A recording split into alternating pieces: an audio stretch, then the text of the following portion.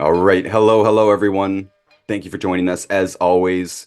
Fun episode here today, I think. I've got my two very good friends here with me. We're going to talk about tattoos, the good, the bad, and the ugly.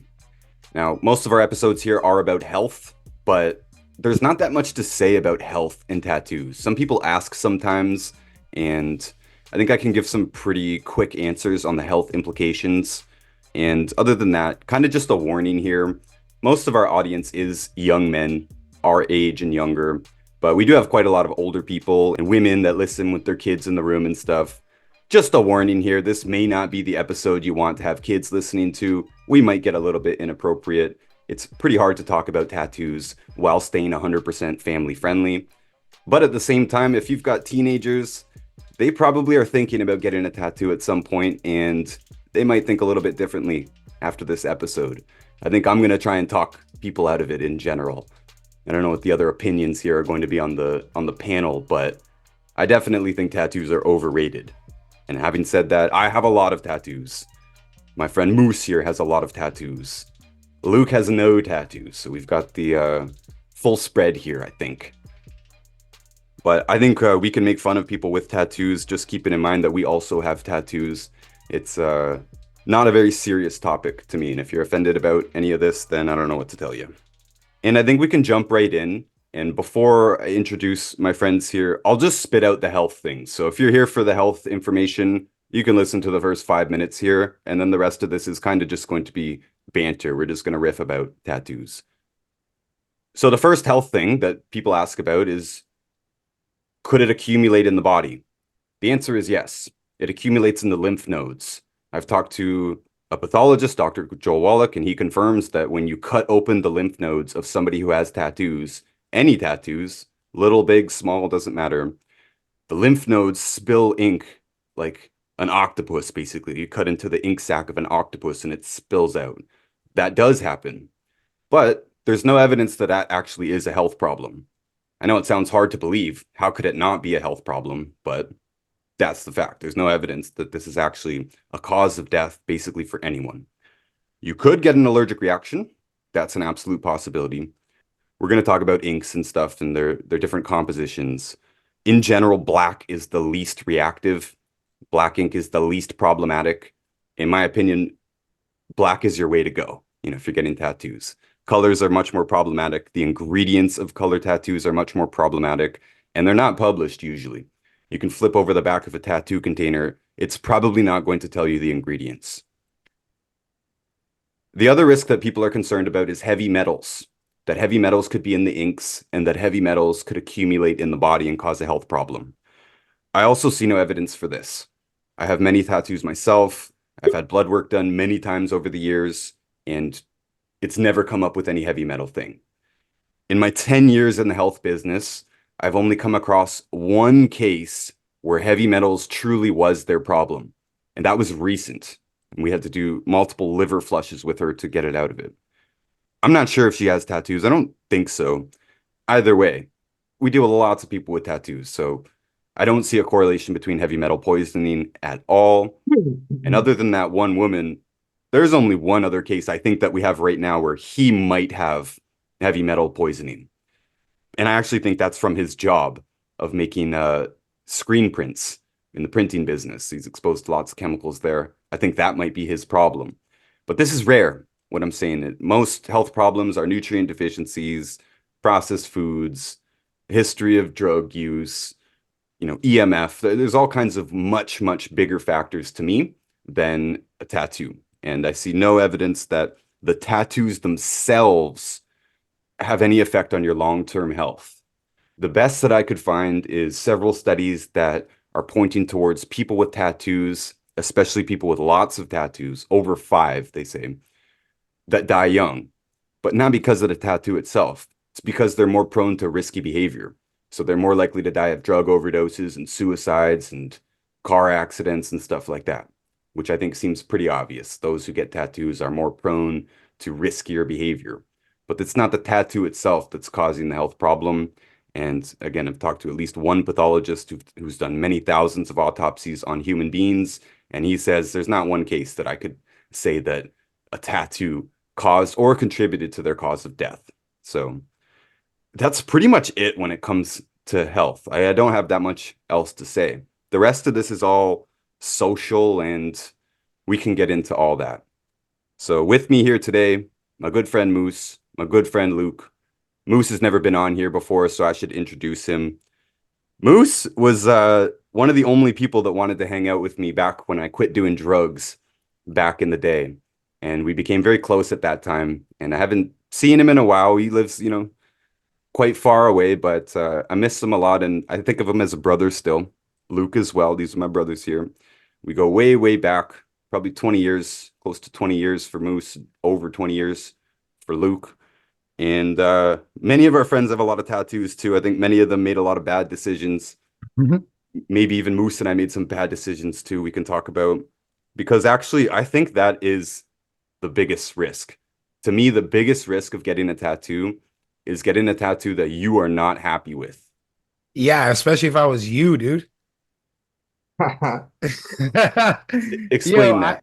okay, so I think a lot of this has to do with like decision making. And obviously, you can compare in it doesn't matter how long your life is, you can look back in a 5 year span and understand that your decision making has adjusted quite severely in a 5 year span. Okay. And that includes your taste. Okay. Now, the thing that I've always prided myself with in the tattoo choice is I've always trusted the people that done my tattoos. And I've always given them kind of free. I was going in there with the interest of the person's kind of art being good. And I always kind of went in there with like, hey, what do you like to do? What do you want to do? Show me something that you want to do and let's see how dope it is. And then usually with that, I get a good product at the end of it that I'm kind of happy with as a piece itself. Right. Obviously, I have a ton of impulsive tattoos, but I feel like between our journeys, in terms of impulse, I think that you've made a lot more impulsive decisions than I have in terms of like just getting a tattoo. Because I was kind of like, you know what? Having that foyer into tattoos with like being at a shop where there was and it was kind of like a class. I would say there was almost like a classist vibe to it where they always look down at people who were like scratchers and whatever. It kind of helped me appreciate the idea of a good tattoo. So I would go in to getting a tattoo with the idea of receiving a good tattoo. As where you were just like, yo, are you trying to do a tattoo, motherfucker? I got a gun downstairs and I got some ink, and you could try and do whatever you think is cool on me. And like that's also part of who we are too. Like we've all like I'm not gonna say Luke, but at least both of us have been tattooed in bases with machines that have been made or purchased off eBay at a reckless taste. My lip is still on, and it's still Reps NG from when we were kids. Like, you know what I mean? It's like so I'm not gonna harsh some of my impulsive tattoos because there's more tattoos that I'm happy with the result of than the ones that I've got on impulse where I'm like, you know what? I should have thought about that a little bit later. Do you think that your tattoo that you went into the shop and you're just like, hey man, what are you passionate about doing? I bet you those tattoos are the best, right? The best, hands down, hands down, Yeah, hands that's down. And I give them the space. They work in the space, and they're happy. I'm happy. It's like this weird, like, yeah. I'm like, dude. It turns out banging. Like some of the dopest tattoos I've picked. I've been on. I'm like, hey man, this is what I've got to tattoo this spot. Like I'll highlight it in the picture, and they're like, let me whip something up and see if you dig it. Bam, boom, bam. Or like I'll walk into a shop with a spot. Let me see your book. Let me see what you have that you want to do that no one's picked. Because a lot of tattoo artists do flash. Like, because I used to apprentice, and you have a book full of things that you think are cool, but the masses don't. You know what I mean? And you're like, I yeah. hope somebody comes in here and gets this MF Doom mask with the spray can. But that's for 6 out of the 1,000 people that I know. You know what I mean? Yeah. So I'm really limiting myself to so I would be stoked to do that on somebody. Whereas it's like coming in there and be like, I want like butterflies on my like or like girls always get these same I want 7 flowers like it's The just something you feather, don't bro, the feather feather turning into turning into the Yeah, it's bird. fun. birds. It's Oh You my know pretty what I mean? gosh. generic. Yeah. How many like infinity loops, how many like you're like these people, that's like when you're putting okay, so a lot of us coming from an art background, you understand that like you could sell when you sell your art, especially to somebody who's like, I've done a lot of graphic design, man. Like I have a vision that doesn't link up with what people want. You have to redo it. And it's not even something that I would even truly want to do, but I'm doing it for somebody because they're paying me. You know what I mean? I'm like, this whole thing sucks, right? But I'm capable of doing it. So I will do it for the bag. But I would rather you come to me with an idea that we're both like stoked on, where the project at the end of the day, we both walk away high fiving. And I think that's usually received better from people as well, in my opinion. In my opinion. But that's like, Do you also tattoo people as well? I was apprenticing for a while, and there was a point where all like our whole little graffiti clique kind of had an odd transition into tattooing all together, and we were like just all kind of tattooing. Ryan tattooed me, like I tattooed Ryan. We've gotten like a bunch of tattoos that probably shouldn't have been done just in a basement on a whim, but there's like I think there's way less of those than the ones that have gone in with the intention of being good tattoos. Do you guys think that the tattoos that you have, good or bad, builds the character of who you are today? Oh yeah, big time. It's like a story. Well, does it build the character or is it a reflection of the No, like I character? mean like good or bad. So like obviously if you don't like the tattoo, like I'm a person that's not regretting anything because it makes me stronger for tomorrow. I'm 100%. saying I'm saying for you guys, the tattoos that you have, whether you like them or you don't, do you think it's made you grow as an individual, whether it puts you down or up? And I'm just curious to see like if it built you up, built your character in a good way or a bad way. I think personally to help me understand acceptance a bit, you know what I mean? Like I think that's a part of human experience that you have to deal with eventually. There's some things you can't change, right? Tattoos sometimes are one of those. And at the end of the day, it is just part of the experience. I got like some bummer tattoos, but like I've had people want to touch them up and I'm like, don't. Like it is what it is. It's just that. Like, you know what I mean? Yeah. So I'll agree that it is definitely part of the journey and it definitely teaches you a bit of a lesson. And I'm sure Ryan's learned that same lesson. Like I know you've got some tattoos that were done definitely probably in haste with little foresight into the or with little like thought into the future, just how you were feeling then. And I understand that a lot. There's a weird thing with like I had certain phases of life where like you sometimes you just want to it's like you're like okay I want to get this pain out and I just want to be like I just wanted to be a tattoo because it's like sometimes it's an expression of how you're hurting inside outside in weird moments of life, you know what I mean? Yeah, But I was that's not I was gonna bring that up later. it's not the same for everybody, but sometimes it is. Like sometimes it is like you are moments where you're like like you want to feel on the outside how you feel inside, or you want that. And even to the fact that I'm tattooed, I spent a lot of times just being like a kind of a street kid when I was like out of high school, just roaming around with a bunch of graffiti fucking degenerates. So it's like Huh. some of this it adds to the shell, you know what I mean? So it's like I'm already kind of a rough and tumble fella, and it already adds to that like what I needed to pursue or like the exude, sorry, out there is being like, it's part of my shell. It's like the the pricks on a porcupine, sometimes when you're a Yeah, kid. yeah, I Yeah, agree. yeah, yeah. I like my thing wasn't tattoos, but my drug of choice was cocaine. So I know all about those insecurities and shit. Yeah, man, 100%. So 100%. like I Yeah. feel like this really rolls into like gambling, drug use, drinking. I'm not saying tattoos are bad, but I'm also thinking that some people that do have an excessive amount would have some insecurities. Or Definitely, what you definitely saying? stems from some places of insecurities for sure. Some places of lack of reflection and maybe like a want to like extend an image forward. Sometimes it's like genuinely can be just as addictive as like drugs and alcohol. Because sometimes like you find ways like everybody needs an outlet for the things they're going through, right?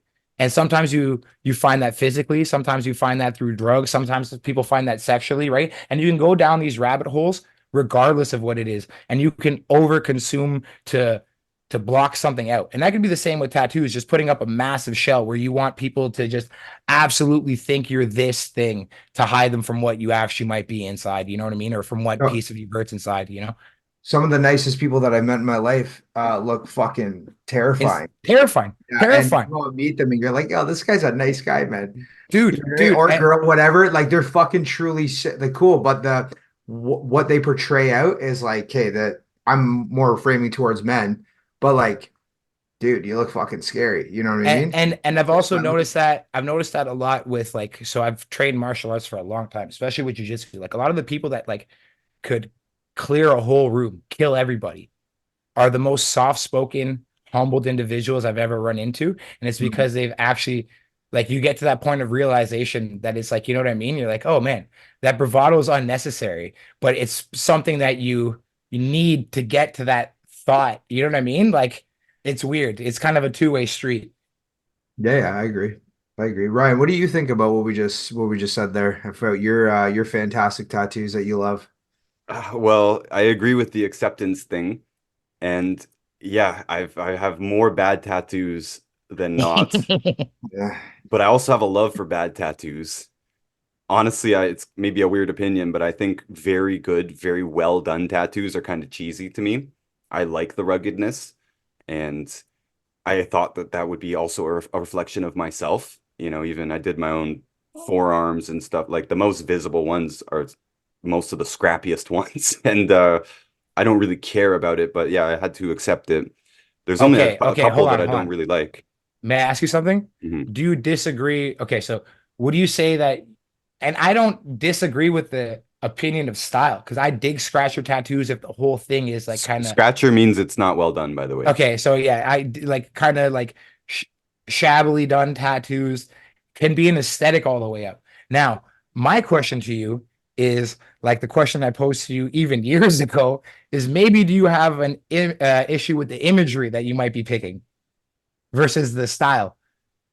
Yeah, so I've also picked some pretty serious imagery. Oh yeah. Like the first one I ever got on my forearm was a cop beating a baby, and it was big. I wanted it to be big, as big as possible. I wanted it to be as obvious as possible.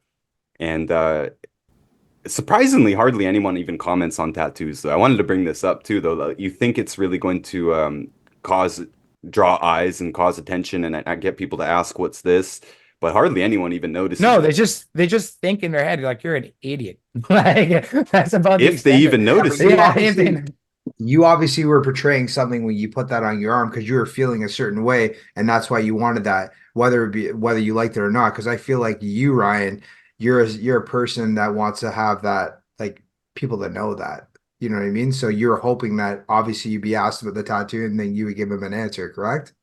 Well, I was hoping that it would mark me as somebody who, doesn't want to be part of mainstream society. I didn't want to blend in. I didn't want to get just some hipster tattoos. I didn't want any skulls and roses or anything like that. If there was any tattoos, I wanted them to mark me as someone outside of society.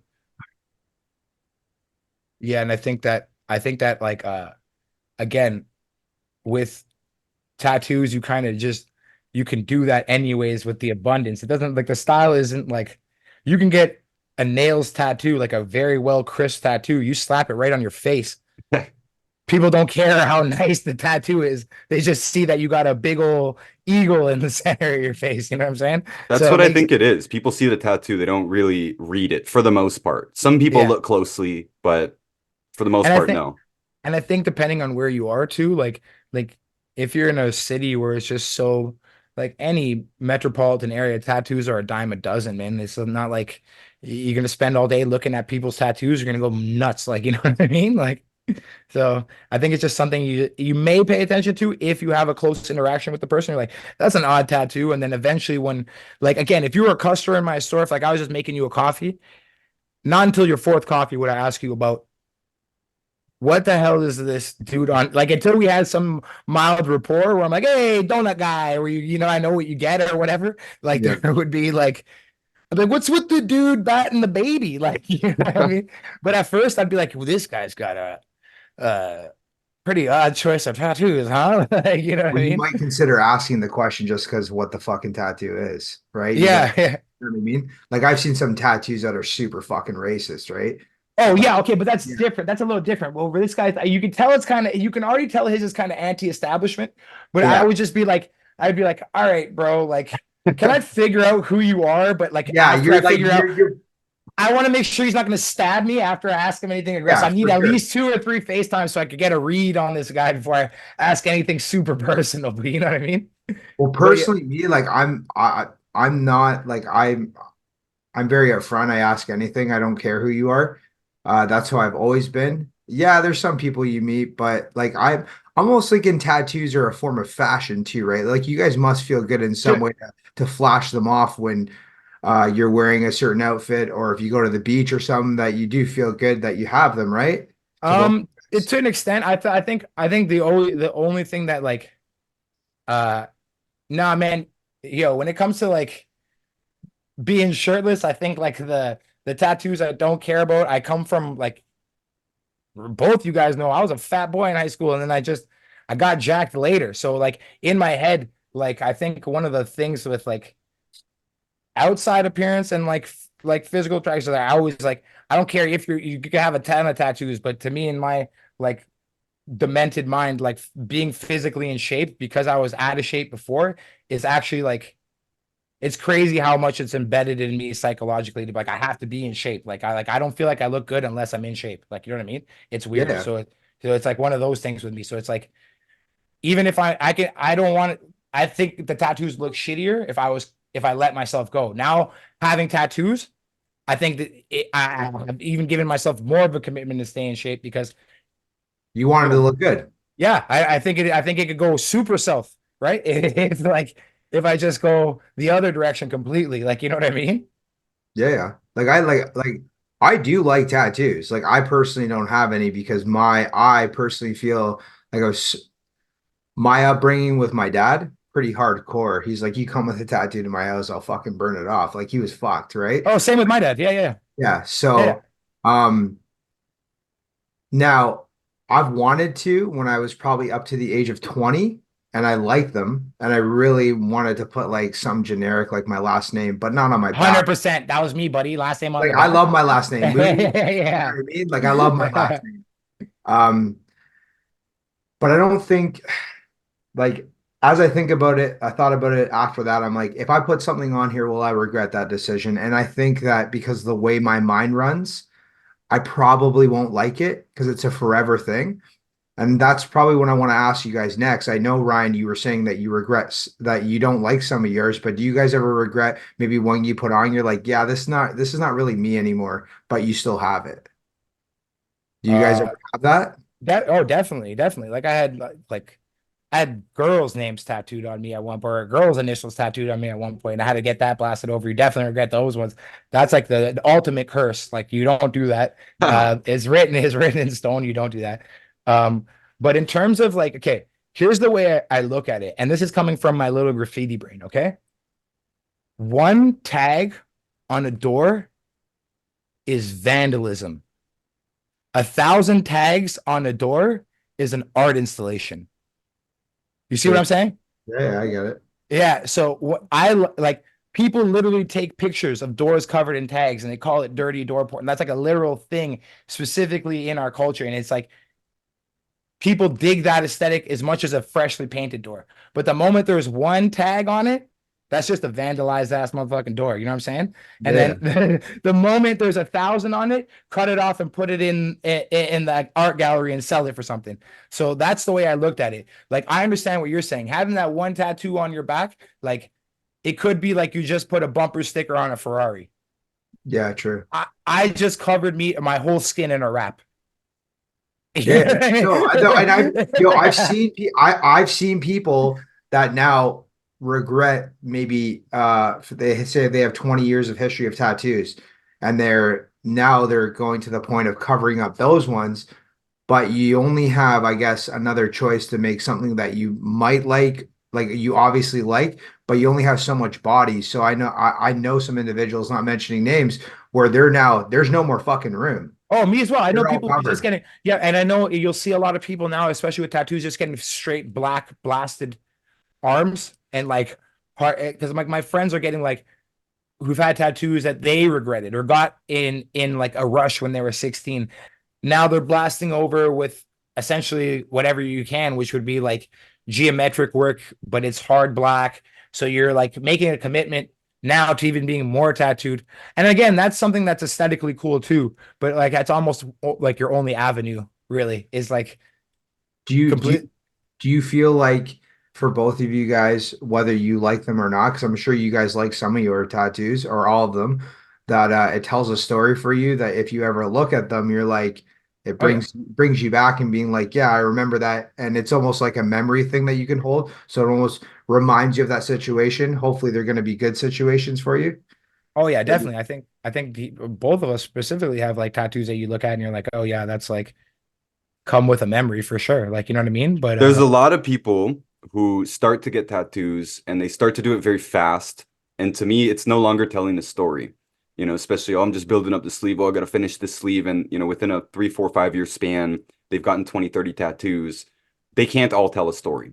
But if you definitely do, not. if you do collect them over time, and I did go out of my way to try and make each one of them mean something, and most of them are done by a friend, right? So yeah, I do feel something from them. But I think sort of one of the big points here, especially for people who don't have tattoos, Moose, I love what you said about one tag is vandalism and then a covered door is art, because I think one tattoo is stupid. I don't think it looks good. It stands out too much. Too much. And it is kind of like the bumper sticker on the Bugatti sort of thing, right? It's just why would you do this? But then if you completely cover the car You in a just wrapped it mural, in a decal. Yeah, now it's exactly. cool. Now it's Yeah. cool.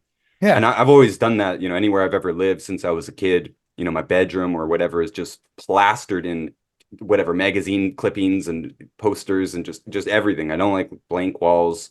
A blank body is kind of boring to me, but you're better off with it being blank than with just having one or two little stickers on you. But also, I mean, for people who don't have tattoos or are thinking of getting one, you should absolutely be prepared to get more. If you don't think you're going to get more, you're wrong. Most likely, you're probably going to get more. And you should also be prepared that that tattoo is not going to be perfect. This is probably one of the biggest problems, that people have such high expectations. And when it's not completely perfect, they're in a panic. They want to get it covered. They want to get it fixed. Other artists don't want to fix another artist's work. Now you got to maybe put some more tattoos around it to take attention away from it and all this stuff. Like if it has to be perfect, basically, don't do it. Don't bother. Don't waste your time, because there's not much actual reason to get a tattoo. Like it does, other than the social aspects of it. Like we were all friends, and the experience of doing it itself, it doesn't really change your life, at least not for the better. There just Yeah, but isn't it's a it's thrilling, solid though, point to right? doing it. Sorry, Ryan. It's thrilling though, right? Like it has to be somewhat thrilling. That's why you guys got them done originally when you were young kids, right?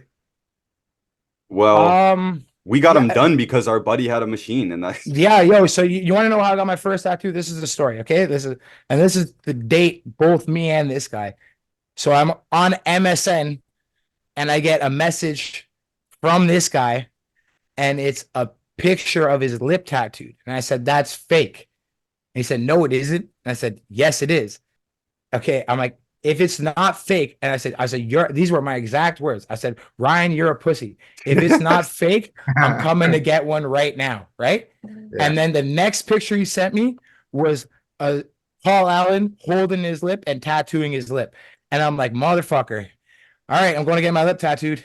So Nice. I walked down the street and then got my lip tattooed, and it's there to this day. I don't know how. It's so janky. And I think that's why when I learned that you have to accept a really bad tattoo, yeah. because Ryan's was extremely well done and it looked like kind of like a tag. And mine actually looked like somebody the first time doing a roller. And I'm not sure if you guys know what a roller is, but it's like one of the big block painted with like a like a house roller like piece. Yeah, yeah, And yeah. it's just a bit, it's like a junkie did it. It looked like you were sketching out. The N is like Yeah. scribbles, but it's still there, bro, holding strong. We're like, it's too long. It's been almost 20 years and it's still on my freaking lip. It is 20. Unfortunately, it's been, yeah, 20 years. It's still Yeah, on my maybe. lip. That's a A, long a time. lot of our buddies got that same one, and most of them fell out. Yeah, riding Ours didn't. strong. Yeah, right. That's click right there, bro. It was meant to be. And Yeah. honestly, so even if some of them are bad, like not well done, when it is like that was our graffiti crew, that's always going to be in my heart no matter what. I've got other things like Yeah, you where don't I've say. lived. Yeah. It's always going to be there. So it doesn't matter whether it's good or bad. I've got ex-girlfriends on me too, by the way. And even though The I don't want to curse, think, brother. I don't want to think about him or anything, but it's part of the story, most definitely. I didn't get names, by the way. Let's throw this out there. Probably one of your worst tattoo ideas is going to be words. You want to stay away from words in I general. have like none. Almost like I just got one. I listen. It's like I like big script, big cholo-esque, big Yeah, nice, blocky. nice dirty script is a different Dirty story. script is a That's different the story. exception. Yeah, yeah. We're talking about big one word max of a phrase, no Bible scripts. You writing the story on your arm, beat it. 100%. I agree with that. Do you Most of guys? Luke's friends got their last names on their back, like you were saying, Luke. And I think Yes. those are Jesus. Brother, usually hold on. To Luke's defense, if you played hockey in Canada, there was no cooler tattoo than strapping your last name on your back in Gothic font. I know, but like the more I thought about it, though, it's like, you know what I mean? I'm not that kind of person that follows Definitely not, I fucking lead, right? Like I lead my own life, and I just feel like that was such a hey man, everyone's wearing American Eagle I this is you know what I I mean? agree Like with I you. don't like that shit. I have my own No, style. 100% agree with you, but I could see why you wanted that tattoo because anybody who wanted like bro, it's essentially what he's saying. It's like it was a fashion trend amongst a certain group of people, and we grew up in a country where we were that certain group of people. Like what the Yeah, fuck? yeah. I actually wanted it on my side, down the side, Yeah, dude, that but was like Gothic last name script was like, buddy, if you played hockey, that was a fucking that was like yeah, that was a bruiser's like that guy is a fucking hitter. You're like cool that dude. was like that movie, Dude, Where's My Car? A Remember? hundred percent. Yeah, like right And, there. and if you had a brother too, they would have been like B dot A, you know what I mean? Yeah, Like, yeah. you know what I mean? L dot Moody. You both would have got it, and you guys would have had the fucking Jersey Rockers on your back. Like, that was a very classic Canadian tattoo. I have to say, Like it's like, I feel like with my like okay, so we are all like I know you guys hung out together, we hung out in different groups, but like with my friends, I felt like it was more of a fashion statement. There was no like real story to it. It was either like, okay, this is my nationality or this is my last name. And it was sort of like a trend where it wasn't really like a story for them. It was something to be like, oh, here's the new shirt of the fucking year kind of thing. And I don't even know, not that I even talked to these individuals. Actually, maybe Phil. Still talk to Phil. So I'd have to ask him, and I should have asked him before I came on today. But like, I'm sure you two gentlemen have some tattoos that are like mean something where like my boys back in the day, I don't know, man. Like they were just pretty fucking cheesy. but just like we said, man, I think a lot of it being the fact that it was in a personal clique of us, like we did that to each other. So it's like, Yeah, I know. yo, It's it sort of was, you know what I mean? So it's like that's why it already meant something.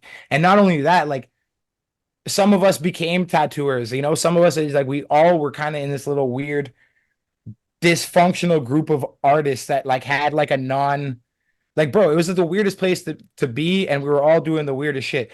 Tattoos, this guy's growing lizards. We're in a house covered with dye. Bro, yeah. it was It's wild. bro, and there's no better like foyer for me. Like as good as I love taking film photos, and I have a ton of film photos that I have that you can look back on and you reflect on moments of life. And like looking at a shit bird that was done in like Paul's basement brings back memories of like having to go through all that. And then the NG on the lip will always mean something because it came out from me calling out this guy. I was just like, yo, I would have never went down that road, and I would have never been okay with like I probably would have never even committed to getting a tattoo. It all started with me eating my own words, bro, putting my foot in my mouth, like being like, Ryan's a pussy. And he's like, oh, really? Well, come on over and get your lip tattooed. I was like, oh Yeah. my God, sweating bullets walking the street down. Like, you know what I mean? Like, Do you think it's more like like instigation or like oh everyone else is doing it so you got to do it? Do you like when you're like I'm a firm believer if you're under the age of 25 you really don't know who you are. oh, You know what I mean? 100%. Yeah, yeah, yeah, You know what yeah, I mean? definitely. So like the decisions you make then are all your learning years and mistakes, and then you really know who you are from 25 onward, Birds of right? a feather flock together. You know what I mean? You Yeah. might want to wait until you're 25 to get tattooed. I think that's a good point because you're not developed. You're not thinking clearly. We were all stupid before we were 25 and many even beyond that, maybe even 30. But also, if you haven't gotten a tattoo by the time you're 25, you probably don't need a tattoo.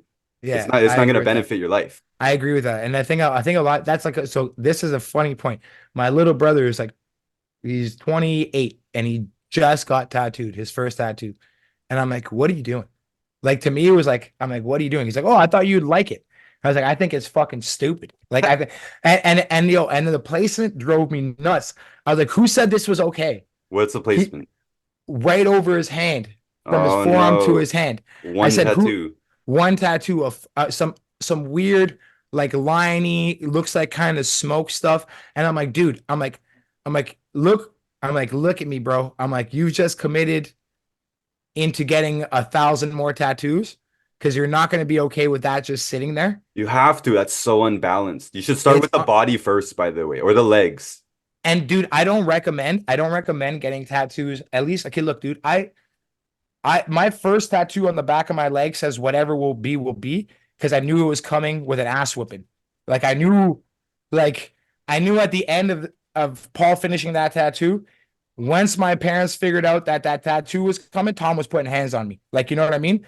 And that was a given. So I knew that that ass one was. So I tried to hide this motherfucker, and it's like I did that at such a young age, right? I'm not, and I think the smartest thing to do is put them in places where they're not publicly visible yet, and then eventually you fill up so much of the wall that it has to get visible.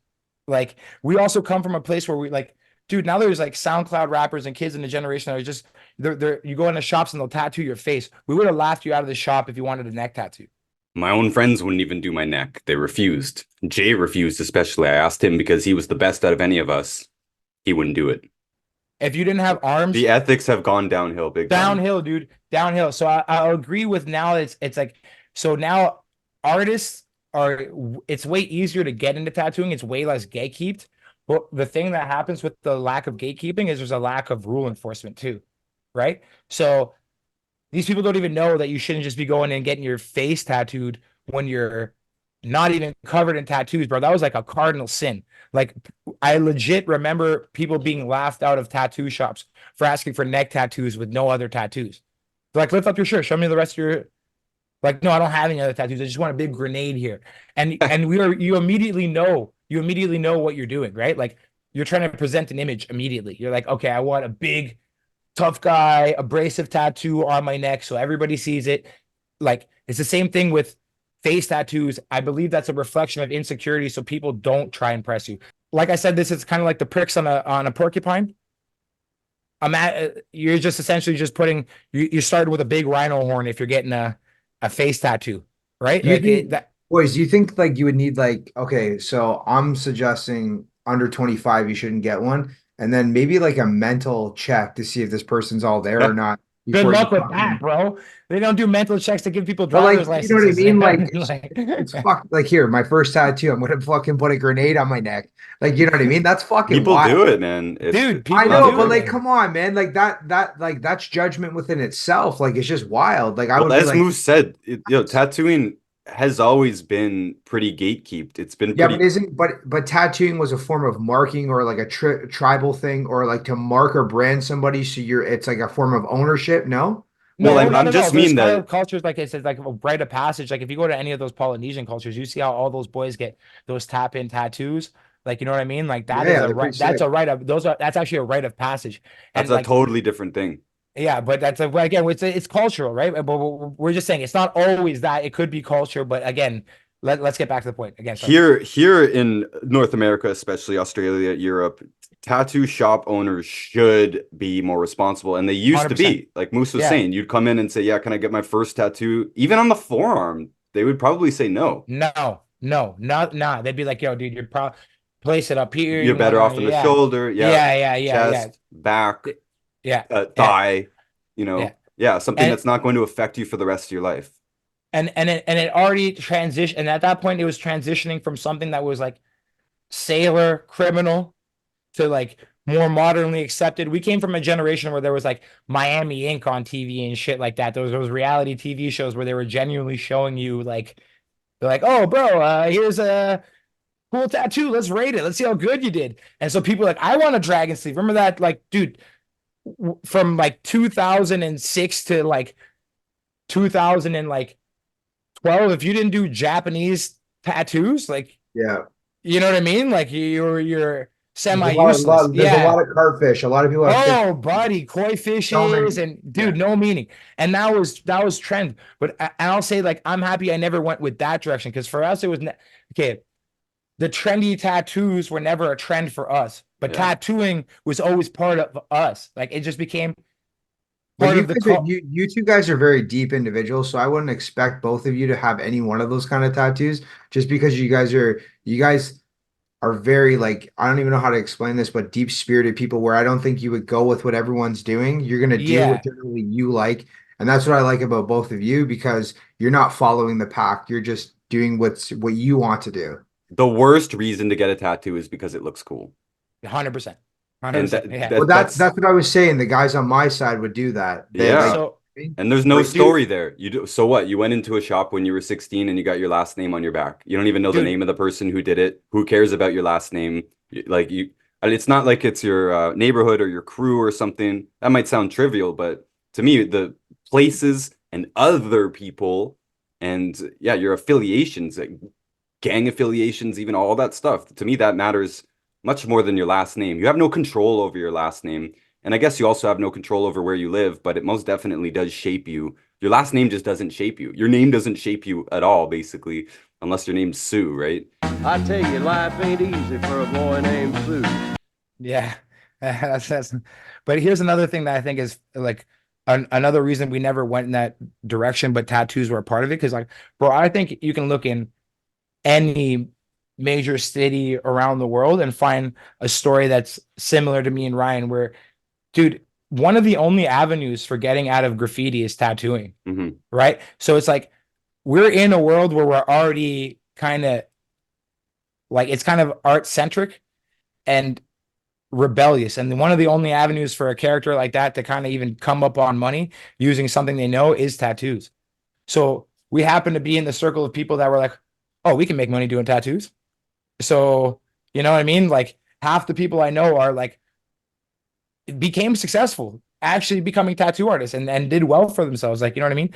You guys got like Soup and Friends and all these guys who are like actually massive tattoo artists now off what kept their passion and thriving like for art alive underlyingly was kind of graffiti.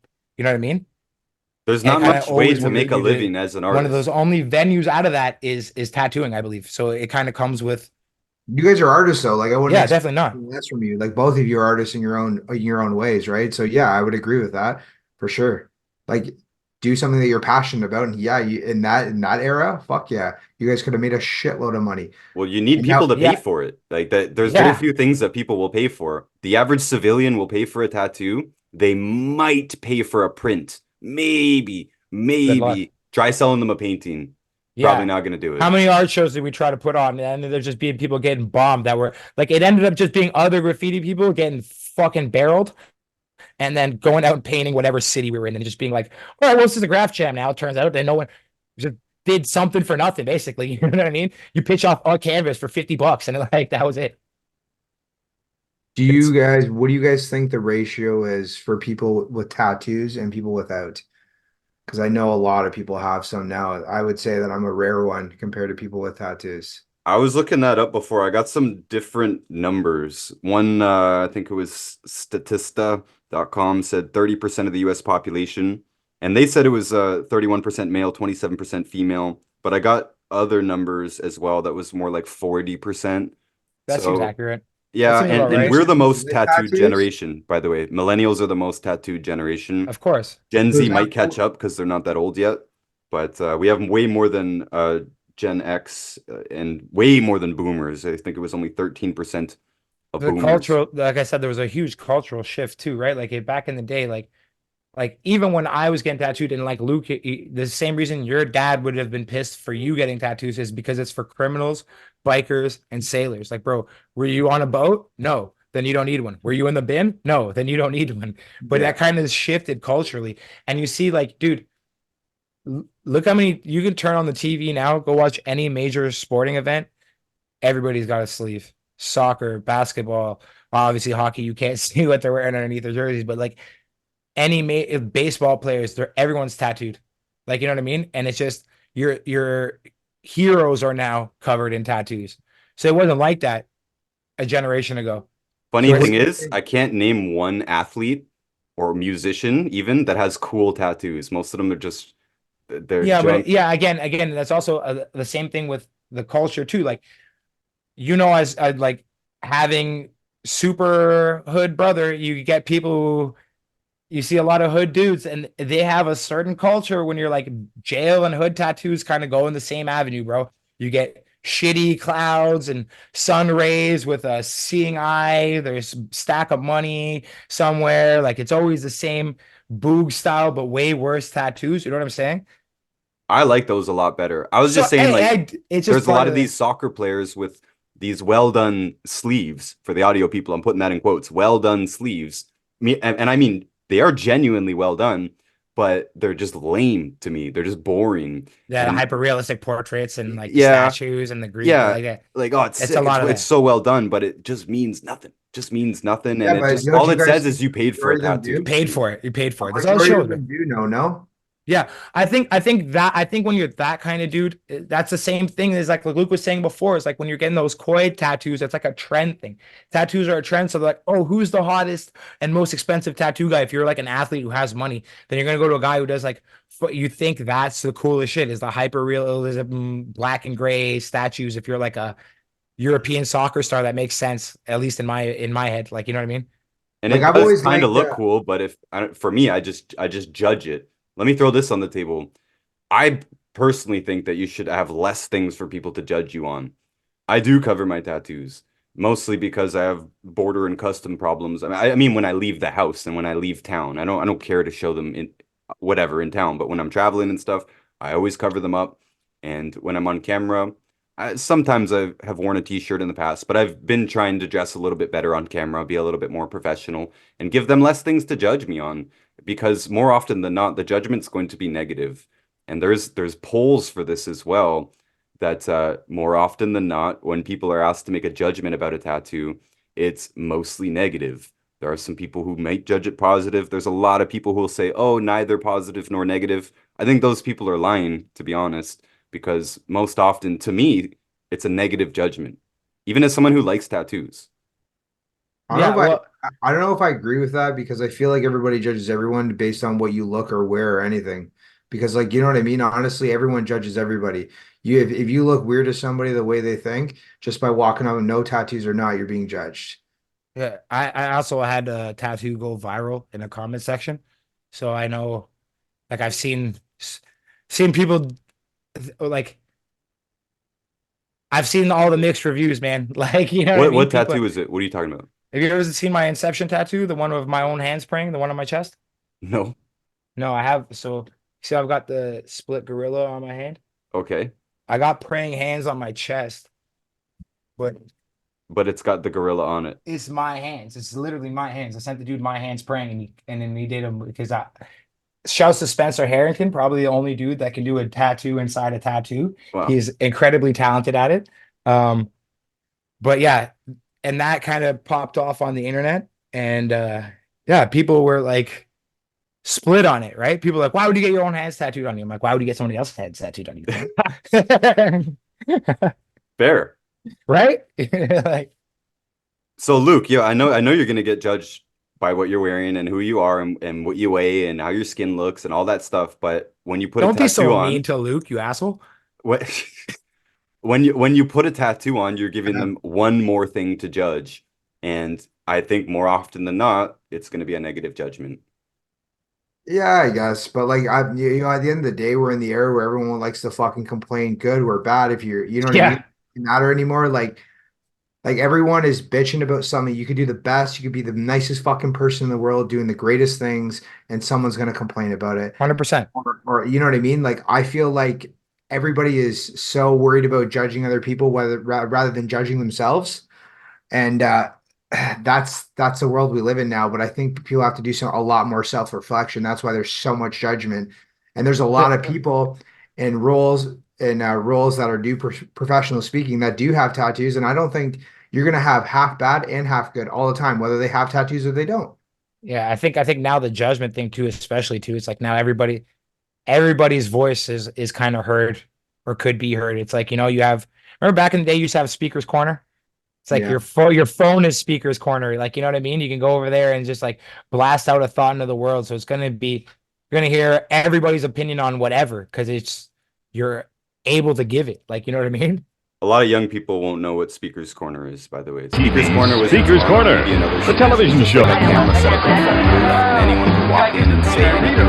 And now let's go to the video booth and let the people speak. Like in between shows, they would show a little clip, or before, after a commercial, they'd show a little Speaker's Corner. Met him, okay? Yeah, Come you're on. right. Now everybody I don't has a know. Speaker's Corner in So I think in their pocket. And I male think and it's been, female. a pretty dangerous thing to have around, to be honest. You don't say it, right? And then everybody's got because like you're not supposed to hear from everybody. Like with all due respect, bro, some people are genuinely fucking stupid.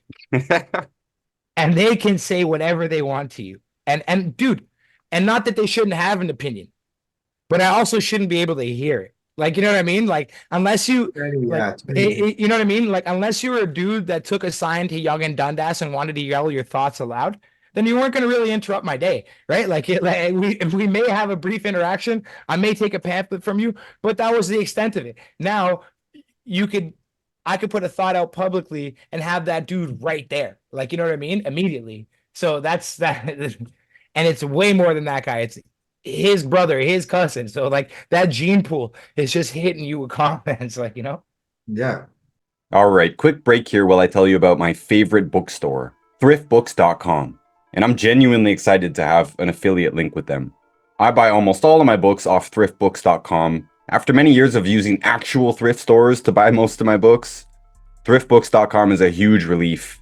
I almost always find what I'm looking for, and since I am mostly looking for older books, they tend to be a really great deal. Almost always it's the best price, and many times it's the only place that I can find the books.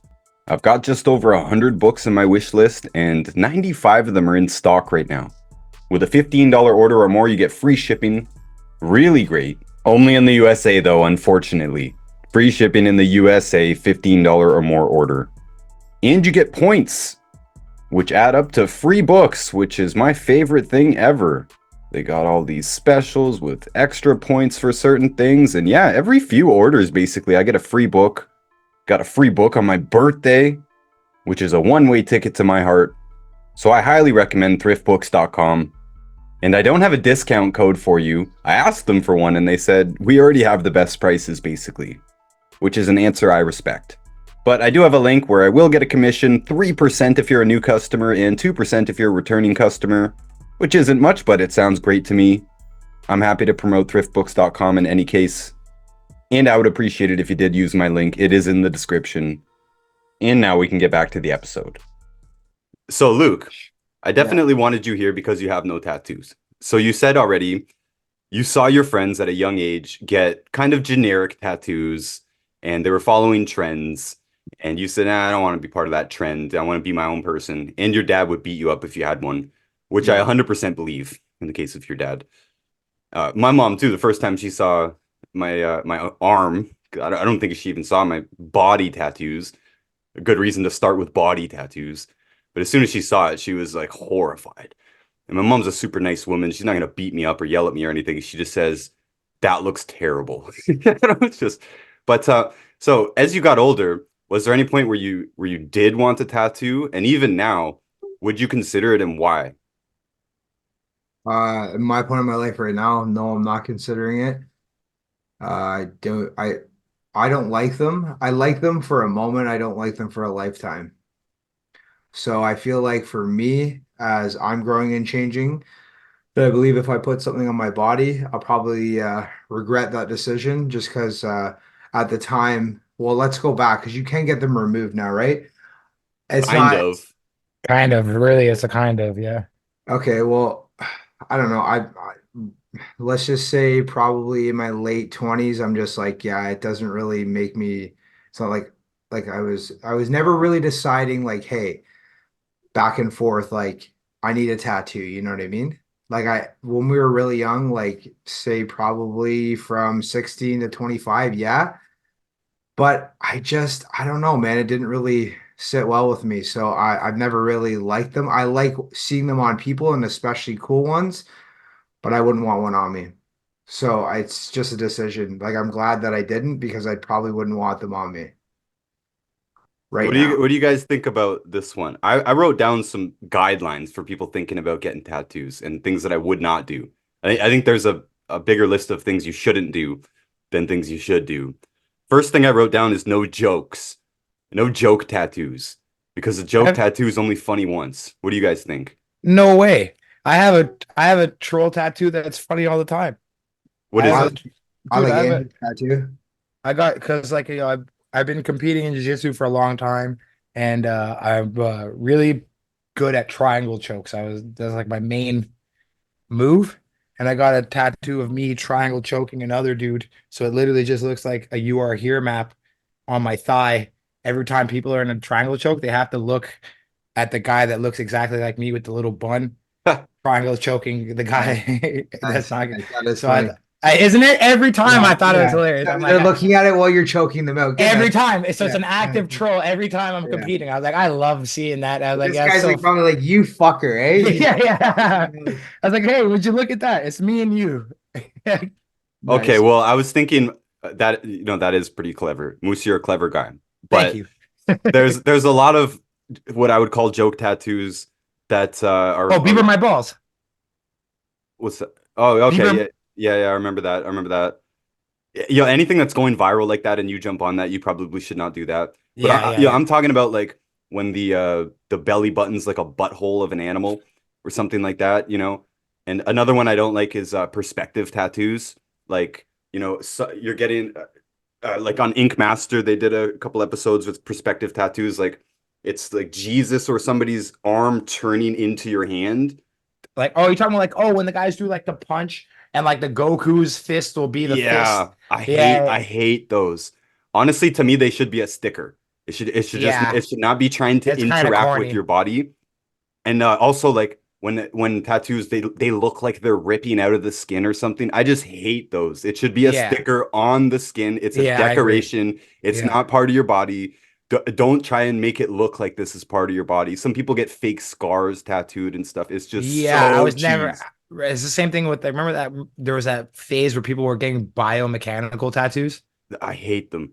Remember when people were getting those like fake muscles that looked like they were underneath their skin? That All was of these. robot. These are atrocious. Texture tattoo, terrible. Some of them, it depends on the person, right? Like, Luke, what do you think of these joke tattoos? Who you asking, me or Moose? Oh, I'm asking you, Luke. I don't like them, and I don't like cheesy quotes. I feel like if you have to say something on your arm to tell people that, I just don't Oh like. yeah, I don't like that shit. Like, it's just like keep that shit in your head, man. Like, obviously, if that's what you live by, keep it in your head. They're probably one of the most regretted tattoos is quotes and phrases and Bible quotes, and they're hard to cover up. And if you get a lot of tattoos, they really stick out and they stop the flow. Like you can work a lot of tattoos into each other, but you see this a lot. People who are covered, and some of their earliest ones were like quotes. The worst, as you said, Moose, is like a whole like paragraph. It just sticks out like a sore thumb. It doesn't flow well with the body, the shape of the body or anything, and it doesn't flow well with other tattoos. It's really hard to do anything with them, and it's super hard to cover them up. Let me yeah. just say, by the way, for the audio listeners, because most people are listening on audio, I have been trying to record most of these episodes on video. The videos are posted to Patreon always, and all the episodes are posted at least 1 week early to Patreon, by the way. Link is in the description, patreon.com/the real not us. Sometimes they're several weeks early if I'm on top of things. But if they're not going against YouTube's guidelines, which is kind of few episodes, I'm putting them on YouTube as well and on Rumble. All of that is in the description. And so, yeah, just so you know, there is video versions of these available. So are you physically viewing my screen right now? Yeah. Is that I see okay, the so- Dragon Ball Z guy. We got to so- describe it too for the audio people. Okay, so it's essentially Goku's throwing a punch and the punch turns into his hand. Like, I don't disagree with that being a tattoo if it works into something else, because you can cap your arm off like that and it's kind of neat. Like, you know what I mean? I wouldn't be super mad at it, but there are definitely some tattoos that I wouldn't get if you have to look at it from this direction. Like, you know what I'm saying? Where it can Yeah. make You sense. know what? Sorry, I take this back. I like those fucking anime tattoos because I do like Dragon Ball Z. Like I like Hell yeah. I Like, have honestly, when I was a Vegeta. kid watching that stuff, I'm like, I want to be these fucking people. You know, Dude, what I I mean? got Vegeta tattooed on my leg because I loved him so Oh, much. I that's was like, sick. yeah, I was That like, is you sick. see, like That's for fucking some sick. people, that's like some people are really like that speaks to them. Like, remember what was homie's name that had the Ninja Turtles tattoo? I remember back in the day we used to have there is a weird guy that used to come around back in the day when we used to paint. And homie had like a Ninja Turtle sleeve, and at the time I thought it was odd. But as I get older, I'm like, dude, that guy just fucks with the turtles. I fuck with the turtles too. They're great. They're like I was heavily influenced by the Ninja Turtles my entire life, so I can't knock it. But as a young man, I was like, weird. I Like, don't remember who that is. Like I dude, like okay, I don't have dude, tattoos, but I collect the anime guys. So like I have stuff like this, right? yeah, me too. Like I Yeah, love like I love this shit. So, but I wouldn't like I as much as I want to get tattooed on me, I don't know. Yeah, there you go. yeah. Get real There you G's. go.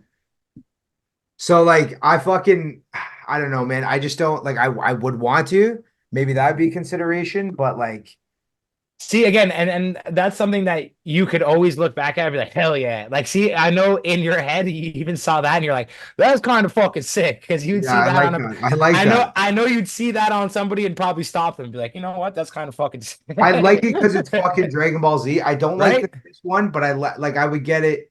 Like I've seen someone with a whole fucking Spider-Man crawling up their back. Yeah, You that's know what I kind of mean? crazy. Yeah. Yeah, like it's fucking. I But don't that's know. So like that could speak to that person so much. Like, you know what I mean? Like Spider-Man Yeah, could mean for sure. it clearly means a lot to that person. Like for me, I'd rather just put on the shirt and hopefully it lasts forever. I know that at some point I'd be like, I don't know, man. Like, Yeah, you don't want to be 65 with like, like a big Goku back piece and like, yeah, I don't know. Like, yeah, I see you. I'm sort of, I'm 34, so I'm past it, man. Like, I'm sort of like, yeah, I'll just keep what I have.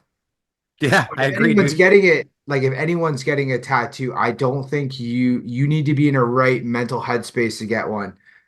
Like I know Uh, you guys did it when you're younger, but I think that your best choices are made after the age we talked about, 25. You're like, yo, I really fucking like this. And bro, I've think liked about Dragon Ball Z since I was fucking, what is it, 8? yeah, Whenever it dude. came out. Yeah. So it Yeah, sort of just stayed with me. So if that, so that I wouldn't feel I horrible about having that on my body. I agree with that because it's something long term too, right? Something you've always dug, and you probably will get even as an old man. You're gonna see some guy have like a cool ass Dragon Ball car one day, and you're like, "Yo, that's a cool." or, Yeah, yeah. or, or so if your kid gets into Dragon Ball, and you know what I mean, like we watch episodes together, like you know Yeah, what I mean? exactly. Yeah, let me Exactly. throw another one here. Okay, so I agree that things you liked as a kid is probably fine. Like probably most of us, the music we listened to as a kid, even if it's objectively not good music, we still have a place in our oh heart yeah, for it. So to me, I have a whole music leg, and most of that stuff I actually would not listen to now, and I don't respect the artists. I think they're bad influences and stuff, but nonetheless, it was part of who I was, and I don't regret the tattoos. But one thing that will change is your political opinions. So we talked about my cop beating a baby tattoo. It's an extremely political tattoo. Your political opinions most likely will change, and they might change to the yeah, complete polar opposite of what you 100%. believe. So I would stay away from political as absolutely much as possible. Yeah, but Or you're that just tattoo yourself by your saying of you being judged, that would be the tattoo that you'd be judged upon. If someone saw that, like I've seen some pretty gruesome shit, like of like like black guys hanging from a tree, like just fucked up things. You know what I yeah, mean? okay, Or something like yeah, like that. You know what I mean? You rock that on air and show something like that, yeah, you will be judged. Whether someone agrees with you, and then there will be people that don't. Like, and again, sometimes that comes with circumstances because, like, there's different jail tattoos and public tattoos are two different worlds. Like, oh yeah, gang and jail stuff has like they all have their own meaning and stuff like that. So it's like sometimes if you're like there's a lot of politics in these American jails as well. So there's a lot of like racial divide in those places. So a lot of those people that have that tend to come from that background. If it was like if it was you, just like dude I knew growing up, and all of a sudden you're like, hey, check out this swastika. I'm like, this guy's a fucking piece of shit. Like, you right. know what I mean?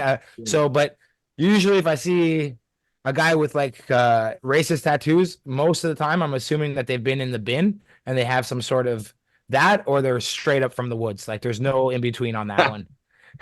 Or Like, like gang affiliation tattoos where they have to yeah, so especially like you like yeah. Ryan's in the States right now, he'll tell you that, like, bro, there's way more I'm going through the States, you'll notice that especially it's like way more racially segregated than it is here. But even when you get to rural parts of Canada, you feel that tension amongst everybody, right? So it's like imagine going to the bin in that situation where now you're in the actual jungle of every grown man that's made the wrong decision. You're gonna have to be on a team, and if that team happens to be, they're like, hey man, you're getting a Nazi tattoo. Well, you're getting a freaking Nazi tattoo. Yeah, exactly. Like, You're probably gonna die. with all due respect, there's circumstances to it, right? So like, Yeah. I understand that regard to it, and I understand people cover that up. But again, so if there isn't that, so I'm not going to judge people until I know their story. Like, you know what I mean? And I understand that sometimes that isn't necessarily, and I'm not saying that but there is a lot of, if you know the prison system, there is a lot of politics where sometimes that shit's just on people because it is what it is. But if it's like a regular dude, then I think that's super fucking weird. And if you don't make any effort to cover it up after, you know what I mean? If you're like a free man walking around with Nazi tattoos, then you're like, yeah, and then- showing them, you know, you and you don't showing have to them. show Agreed. them. Agreed, right? Because like we said, like you could black a tattoo right out. You could cover a tattoo with something else. Like, you know what I mean? You actually you wear something like that and you flaunt it out. You actually feel comfortable portraying that to everybody, and it actually Then you're a genuine piece of garbage. Yeah. Yeah, like you're a fucking you're saying 100 with zero, and I'll take zero hesitation to know you as a person because you're yeah, yeah. you're just like yeah, you're fucking yeah. You we're probably good, won't man. find a shop that will do it anyways. You know, This is there's- what I'm saying. So often it's done in more like nefarious places like the bin or like back alley tattoos. You know what I mean? But like, you know what I That's- actually do like for a tattoo? You know those like Russian gang affiliated stars? love them. I've got books right Fuck here. I got like 3 or 4 books about Russian gang tattoos. They're so rad. I just like- like the stars. Like I like Oh. the stars in their shoulder. I'm like, that looks fucking dope. Dude, don't I know think why the like stars that. are the stars, like, yeah, the stars on the knees bow to no man, stars over the Yeah, shoulder. yeah, across here, yeah. Dude, there's some crazy ones like the cat burglar ones. Like, I'm gonna find some of these cat burglar ones. They're nuts. Like, they're so rad. what are you showing us? Russian gang tattoos. This is Yeah. political Russian gang tattoos. It's Yeah, so those are nails, man. fucking- I personally love gang tattoos, man. Honestly, Dude, so do I. And it's Yeah. inspired a whole culture of tattoos. Like script wouldn't be what it was if it wasn't for gang tattoos. Black and gray wouldn't be what if it wasn't for prison. Like, you know what I mean? Like even the gang tattoos, if you're in a gang, like you're repping those tattoos, like you feel part of a fucking organization that's boss. So like you would feel in this situation or whatever, like right now, no. But I'm saying like if you're growing up and you're making money, hustling, and you're a gangster and you're repping these tattoos of your accruing your boss, yeah, I would feel fucking damn good wearing them. Yeah, and well, it's like the same thing as us with having the graffiti click tattooed on it. We feel like part of like an umbrella of something. And when you have nothing, those things mean a lot more. You know what I mean? Yeah. Like, dude, don't tell me these aren't nails. Look at these Russian, like, I can't even gangster ass leg tattoos on this dude. It's so Yeah. crazy. Yeah. Come on, man. Come on, man. That is crazy. Yeah. So But two then- more political type of tattoos that I think a lot of people regret are like vegan and sober, right? A lot of people get the X for sober. The last time I saw a dude with the X on his hand, it was at a grocery store, and I asked him, "Hey man, how's your sobriety going?" And he looked down at the floor. Yeah, I'm not sober anymore. You know, it's just especially if it's an extreme stance like that, right? Yeah. A lot of Yeah. vegans go towards a more moderate diet eventually, and a lot of sober people, they might fall right off the wagon, first of all, or they might come to, you know, a more reasonable lifestyle. I can have a Yeah. glass of wine now and then, but you're Yeah, not yeah. sober. You're not. It You doesn't realize that you're stand for not you anymore. plagued with the addiction of alcoholism. You can have a glass of wine and not be like, you know what I mean? There's a degree where some people's lives are really affected by their habits. But yeah, I agree with that because like it was super hard. Remember the hardcore kids all got like XX on them because they're like, I'm never doing drugs, I'm never smoking, I'm gonna stay a virgin forever. 2 years later, they're in a meth house, like, you know what I mean, pulling their teeth out. So it's like, bro, Your those sober X's that- tattoo looks real stupid at that point. Yeah. What brings you to the point that you even have to fucking show that? Like, just do it for yourself. I don't know, man. You know what I mean? Like, what makes you feel like I gotta show everyone that I'm sober? And I know someone who has one like that, and it's just like, but a quote that says something different, but same shit, and they're not fucking sober. Like, you sort of Yeah. feel like an idiot. Like, Yeah, yeah. you know what I mean? Like, oh yeah, well, I'll get there one day, I guess. And I don't know, man. I think they think it is like a treat for themselves. I remember, remember a lot of this stuff. Sometimes these things do come from like a place of like darkness, right? Like they come from an internal place of darkness. You're like, oh, I need to feel this and remind myself that like I don't. And it's like, again, that's not what the point of it is, really. Like, you know what I mean? If you think a tattoo is gonna remind you to not do drugs, then you're a fucking idiot to begin with. I don't know Yeah, what to tell you. that's Like, what I thought. Yeah, yeah. And again, there's also that level of impulse where you're like, oh yeah. I want this, and people get it. There's always people who will just like, yeah. you think about something and do it. Like, They're like yeah, they're like fucking goldfish. yeah, man. Like, how a lot of like, Like, let's just say this: I've been sober for a while now, and I'm not getting no fucking tattoo on my fucking. you know what I mean? It's You know what I unnecessary. mean? Like that's Yeah. in me, and I'm proud of myself. I don't have to look at my skin and say, "Yo, great, man." Like I don't want to be that. I don't know. That's fucking cheesy. And So a lot of the time, if you do that too, like you're almost you're like like getting yourself up to relapse almost. that, or you're putting yourself up to live into a character that truly isn't you forever. Right? Like you're trying to be Yeah, like yeah, yeah. it's like you're like, now I have to be this. I Like have to you're be going this. against yourself, really, if you're Yeah. truly be that person. Like I was saying, even with me in the regards with like I'm truly a fatty at heart and I love like you know what I mean? But I have to like something with me Funny in my you say- brain. Yeah, I was just like, hey Yeah, bro, I got it.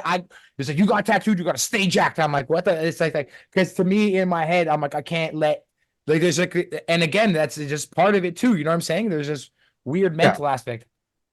So yeah. You know, yeah. yeah, I agree with you guys, especially what Luke said, getting a tattoo to remind you of something. Because to me, tattoos just fade into oblivion to me. Like I don't think about them. You look at them every day, but I don't pay attention to them at all, except when they're fresh. You check them out, but then it just becomes part of you, and you Part kind of of it, you yeah. forget that you have them.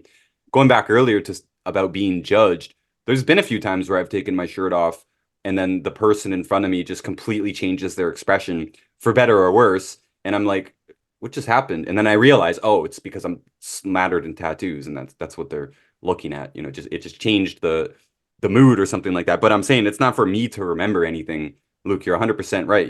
And people always make fun of this too. What do you need your last name tattooed on you for? You're gonna forget your last name, or let me put this out there too. A lot of people get upside down tattoos on their wrist, which you should not do So dumb. because they say, Please. "Oh, it's just for Oh me." my God. Don't ever do that. Don't ever do that. So Please. let's bring the conversation here. Moose, you said something awesome that when you're choosing a tattoo, you're mostly making it about the artist. You're going to the artist. What are they about? What do they like doing? What are they going to be excited about doing?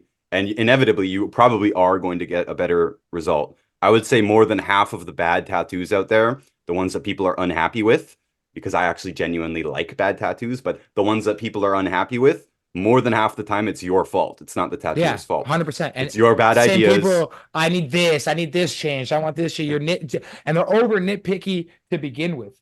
For the most part, you should let the tattooer try and talk you out of things. If they're trying to talk you out of something, there's probably a reason. You can go Yeah, and but get multiple opinions if you want, but everyone's going to say, don't put that tattoo upside down. And I've done a few upside down tattoos too, and they're like, it's usually girls. Oh, it's just for me, especially on the wrist. It's just for me. It's not for anyone else.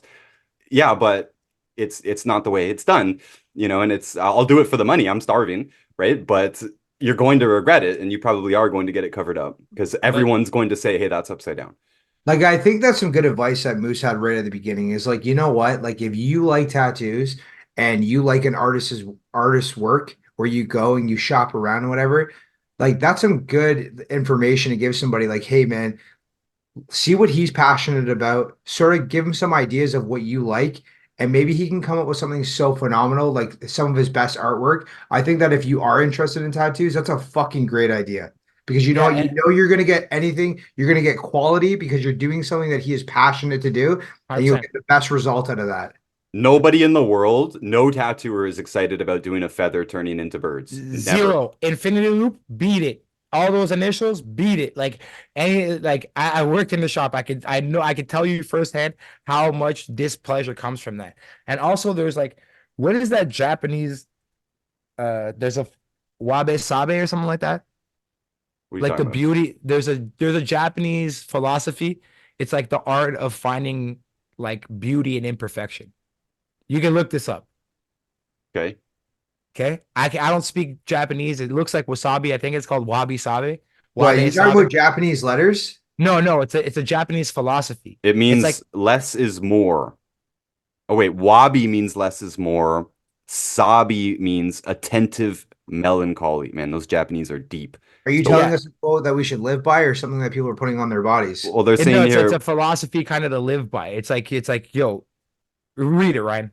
You wabi go to, sabi refers to an awareness of the transient nature of earthly things and a corresponding pleasure in the things that bear the mark of this impermanence.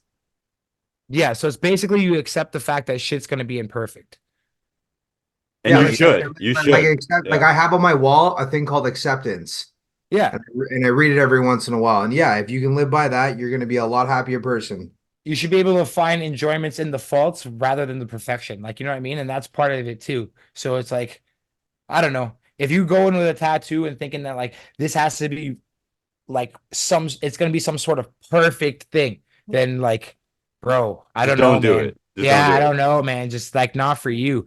Like you should do something else, like woodcraft or something. Figure out a way to express that feeling where you need.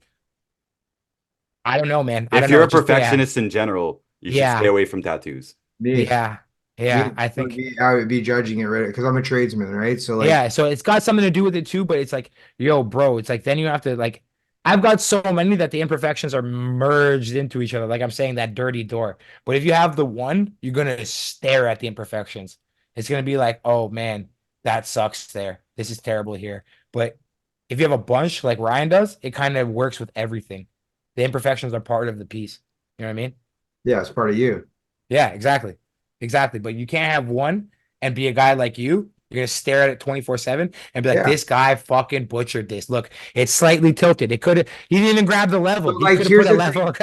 So here's the thing. I'm a tradesman and I like what I do. Even if I don't like what I do, but if I'm going to do it, I'm going to give you the best result. So if I walk into anybody's house, not my house, I'll see fucking everything, like everything to the fucking door, the taping, the plumbing, everything. And I'll be like, holy fuck. Now, you guys wouldn't see that. You must go nuts in my house, Luke. Yeah, dude. 100%, Yeah. 100%. But at the end of the day, since I'm off drugs and alcohol, I don't care as much anymore. When I was on it, buddy, was I like fucking Yeah. bother the fuck out of me. The OCD gets ramped up with the stimulants. You're like, I gotta wire Yeah, it you in on. just can't stop looking, right? Like Yeah, even at trust my me. house, there's flaws. 100% there's flaws, but I just let it go. You know what I mean? Like Yeah. no average person would ever see it. I'm just being fucking picky about for no reason. And yes, you're right. If I got tattoos when I was all fucked up, I'd be judging them 100%. I'd be like, Yeah. holy fuck this. Then you'd be like, I gotta go back. I get it this Yeah. time. And that is why I Buddy, can't see it. yeah, and then you'd be annoying him and getting a worse product in return. Because Oh, you're for like, sure. you 100%. know what I mean? All Yeah. right, Oh, let yeah. me throw something else out here. People might not know, even my wife was kind of trying to get me to do a tattoo on her, and I brought all the same stuff up. She's a perfectionist. I'm saying it's not going to be perfect. Don't expect it to be perfect, and all this stuff like you're past 25, you probably shouldn't, and you should be prepared to get more. Just no matter what, if you're getting one tattoo, you should be prepared to get more. If you're not prepared to get it for it to be unperfect or to get it covered up or yeah, to break that seal, so to speak, then just don't do it. But I also want to put out there because people might not think tattooing is very hard. It is very hard. It's technically very difficult. It takes a lot of learning The to do. difficult medium, man. The It's a difficult medium. very maybe the most. Maybe sculpture is harder, but it's hard, man. It's way harder than spray paint. It's way harder than drawing. It's way harder than painting with a brush. I've gotten pretty good with both spray paint and a brush. Now I can do kind of hyper realism, and just so you would think, right? And people make this judgment about me too, like, "Oh, Ryan, would you like to do this, hyper realistic portrait?" And I'm like, "I'd like to try."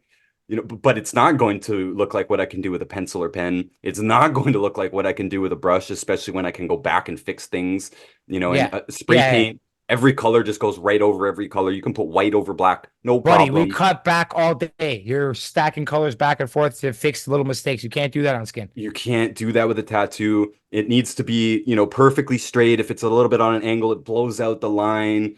Shading it's difficult. It is difficult. And people, I think, might not think that because a lot of tattooers are idiots, actually, to be Yeah, honest. good chunk, yeah. But they had to unsuccessful learn. tattooers. They had to learn how to do it properly. There's a Yeah. lot of idiot stonemasons and carpenters too, but they know they are doing when it comes to that one thing. They trained for that one thing. Yeah, And I'm I just was a saying roofer for a good time. Most of them are fried mentally, and they still get the job done. they get the job done well too, even. Tattooing is just one of those things where it's more of a craft than an art. Like you can be an artist and be a tattooer, but you don't have to be an artist. You have to be a crafts person. And I think Yeah, I'm a better artist than I'm a crafts person. So I was yeah, never very good at tattoos. yeah. And people always came to me for bad tattoos. That's what I became I, specialized in. that is a style in itself, though, and you're good at bad tattoos, if that makes sense. I Like, think I am. I think you are. I think, and I think it's like the thing is, people dig that as an aesthetic as well. But the reason that, like, you have to be good at fine line work, right? Like the thing between kind of painting with spray paint and painting with all these things, we've figured out ways to cover up mistakes pretty easily. Where you have to be sure of your hand is like almost like a surgeon. You know what I mean? With like you're basically like a human sewing machine. So Yeah. if you don't have the ability to, you got a wonky hand, there's something like, you know what I mean? It's just not gonna go great for you. You're gonna always get the result that looks almost not as you intended, or not as it would on as if we painted it or if we sketched it or whatever it was. Like it's do or die every time. You know what I mean? Yeah, it is. It's a Probably lot like of pressure anything, though. too. Like you're only good at something if you put 20,000 hours into it, right? It's like not you guys are like you'd probably have to actively you'd have to do this practice probably on fake skin for a very long time to even be decent at it and then perfecting your trade. Like the only reason I'm good at what I do now, I'm not saying I'm the best, it's because I've done it for so long. Yeah, it take repetition, practice with anything, man. Repetition is the father of learning. You got to sit there and repeat and do anything till you're actually good at it. Even if you're a phenom at the gate, like you're talented out the gate, you require some practice and guidance to understand the full scope of anything, right? You don't just come in there knowing how vast of a world it is. Like even getting it, like what trade are you in? Plumbing, So commercial that's plumbing. perfect. Like how many people have even the slightest idea what they're getting into when they get into plumbing, especially on the commercial aspect of it? Like, bro, it's a lot more than you think. It's like, there's a lot of heavy lifting, there's a lot of work to be done, and it's every time you get into anything, if you think that you already you know what I mean? Like you could be skilled at it, but there's so much to learn, even if you're a skilled guy at any endeavor you take in, right? It's a long path to be a master of anything, in my Yeah, opinion. but now you got YouTube, so everyone can do it. No, now everyone thinks that they can do it. Now everyone gives it a crack and they're like, "Oh, see, no problem." But dude, like you don't know how to use a saw or a hammer yet, and you're I don't going, even say this. I'll say this. I've been doing it for 16 years and I don't even know if I will know 10% of what I do for my trade. And that's not saying that I just specialize in one thing. There are so many fucking things to the trade. And everyone's like, "Oh, you just fucking do toilets, right?" It's like, yeah, yeah, fuck off. You yeah, know, yeah. but just the same thing with tattoo. Oh, you just do tattoos, whatever. No, there's a lot more into it than just that. You know what I'm saying? There's a lot of training you have to do to get really good. Even block laying, even laying a fucking tile floor. Everyone's like, I watched the video. I'm a fucking pro. It's like, no. I Yeah, know we're good really going luck. off ramp Good here, but luck. like, Yeah, I know. It's the same thing. It's like, bro, you've never even seen the subfloor before. You don't know what to do, and it's like, good luck, man. Let's see your wonky ass tiles. Have fun, like you know what I yeah, mean. But yeah. but a lot of people, like, you go in there, you're like, I got this, and then you take the tiles off, and then you realize, I'm gonna have to call somebody to finish this because I Yeah. did the demo, which was easy peasy. After But that, that's it funny, got buddy. Every time yeah, someone does that, I love it. yeah, and I was like, Say that. bro, it's just the way it is. Like a lot of people always think that they got something until they get into it. But like tattooing is one of those things too. It's like it takes a long time to be good at, but Like even look at that Dragon Ball Z tattoo. That's fucking wild. Like it's just like yeah, it's very hard to do. yeah, I'm sure that these guys that do those things have to take like you know what? I can only work in 2 hour intervals because I know my hands are gonna cramp and I'm gonna start going all wonky. I gotta break it out. yeah. Some You know people what I'm do work saying? like that. Some people definitely do work like that. After And you that, can't just be like stuck in one position like this. Like I've been stuck in positions and there is so much room for error, but my room of error is not gonna jeopardize someone's fucking ink on their arm, right? yeah, Guy for real. moves like a fucking millimeter. It's like, oh, whoops, he's got an extra fucking blotch on his fucking hair strand. You're like, what the fuck is that? You'll see that forever. Yeah, I agree. It's funny though, but honestly, one of my biggest pet peeve was getting tattooed by heavy smokers. You Oh, ever like God. Ryan? You ever gone through that? Oh, of course. Dude. So your endorphins have like a window in which they function. And once it thinks the pain is over, it starts kind of like mentally letting off. And when this guy puts back on the gas again, it just gets increasingly more painful. It's Yeah, so odd. after every break, you want to Every take as few break. breaks as possible. Yeah. I'm like, sir, please, with all due respect, lay off the bogeys, man. Lay off the darts. It's enough. Bogeys. Yeah, I love that. Yeah. I haven't heard that one in a while. Let me put Yeah, something else nice. out there. Since we are in the health business, I used to have a tremor, a big tremor. Moose, you probably remember. So that's part of the reason my tattoos were bad, to be honest, is because I couldn't have a steady hand. But the nutrition, the minerals, and for those in the know, it was the OsteoFX, the bone formula, completely stopped it. I'm solid as a rock now, and I'm pretty sure I'd be a lot better at tattoos now than I used to be. And I believe my presence just made you nervous. in this Just- category, Nice, nice. in this category, um, I'm gonna say that being a tattooer itself is pretty unhealthy, to be honest. Mainly because of the back problems and stuff. Like you have to stand and sit in pretty awkward positions, work weird hours. A lot of shops are open at like 11 a.m. or noon, but then they stay open till 11 p.m. or 1 a.m. or even longer if it's, special circumstances, they'll stay open longer. But I see a lot of back problems. There's a lot of drug and alcohol addiction. Not every shop, not every tattooer. I know some sober ones, but by and large, there's a lot of drugs and alcohol involved in being a tattooer. So, that may or may not turn you off. I don't know. I think whatever you need to do to get the job done, whatever, but Can I- it tends to be a problem.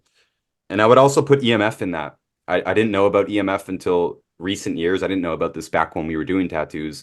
But now I'm of the opinion that the safest way to actually do tattoos would be a battery powered tattoo machine. And I've never used one, but they do exist now. They've come along with, especially with the rotaries that can be battery powered, because anytime it's plugged into the power supply, which is then plugged into the outlet, you're running a current through you. And I think this could be a big part of the reason. You look at older tattooers, people who've been doing it 20, 30 years, they tend to have pretty serious health problems. And now I know what I'm looking for.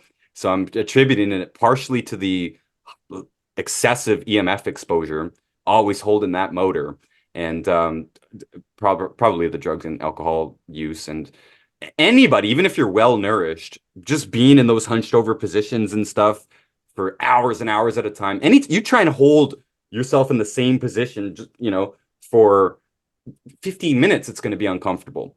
And some of these Sleep tattoos, wrong, man. Everybody knows how it feels.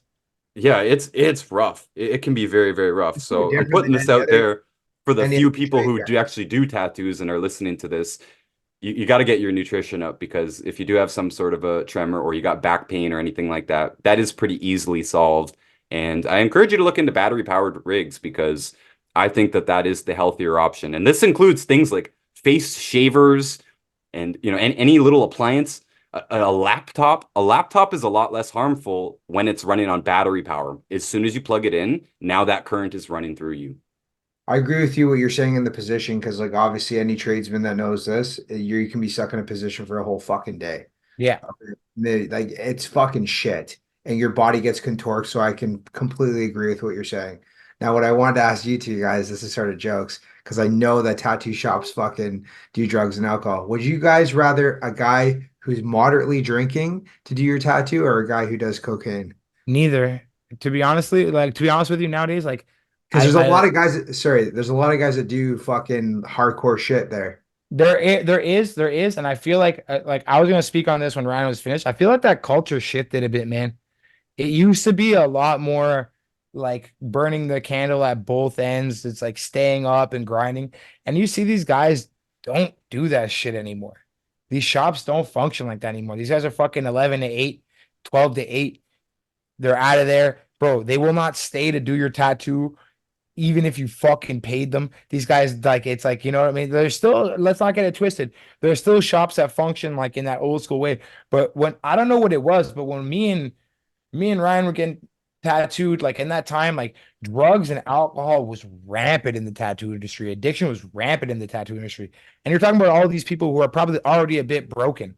And then they There's one have, right by your guys' house, right at fucking what is it called? Something Inc.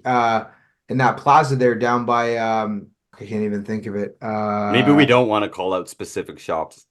Well, like I know for a fact, like I was fucking staying up for multiple days doing fucking Yeah, rolling things. yeah. That's also why I didn't. So it's the same thing. I used to work in a shop where, like, literally the junkieism is what kind of pushed me out of it because I was like, yo, at the time I was a street pharmaceutical rep, and the street pharmaceuticals that they were inquiring about, I'm like, dude, I'm like, you guys want me here to do this or do this? Like, what do you guys want me to get? Like, I'm like, you seem more fiended out to have me there, so you know that you're after work, you're ready to go. And I'm like, dude, it became a culture of just being around basically fucking cocaine junkies, bro. It's just like, Yeah, and yeah. and again, that was maybe just one specific location, but I do remember there being like this kind of like craziness going along with tattooing, and it seemed to be pretty rampant at every shop where people were drinking and partying. But yeah, specifically where you're thinking of, Luke, and You know what I'm talking about. oh, we don't gotta name no names, Yeah, but yeah.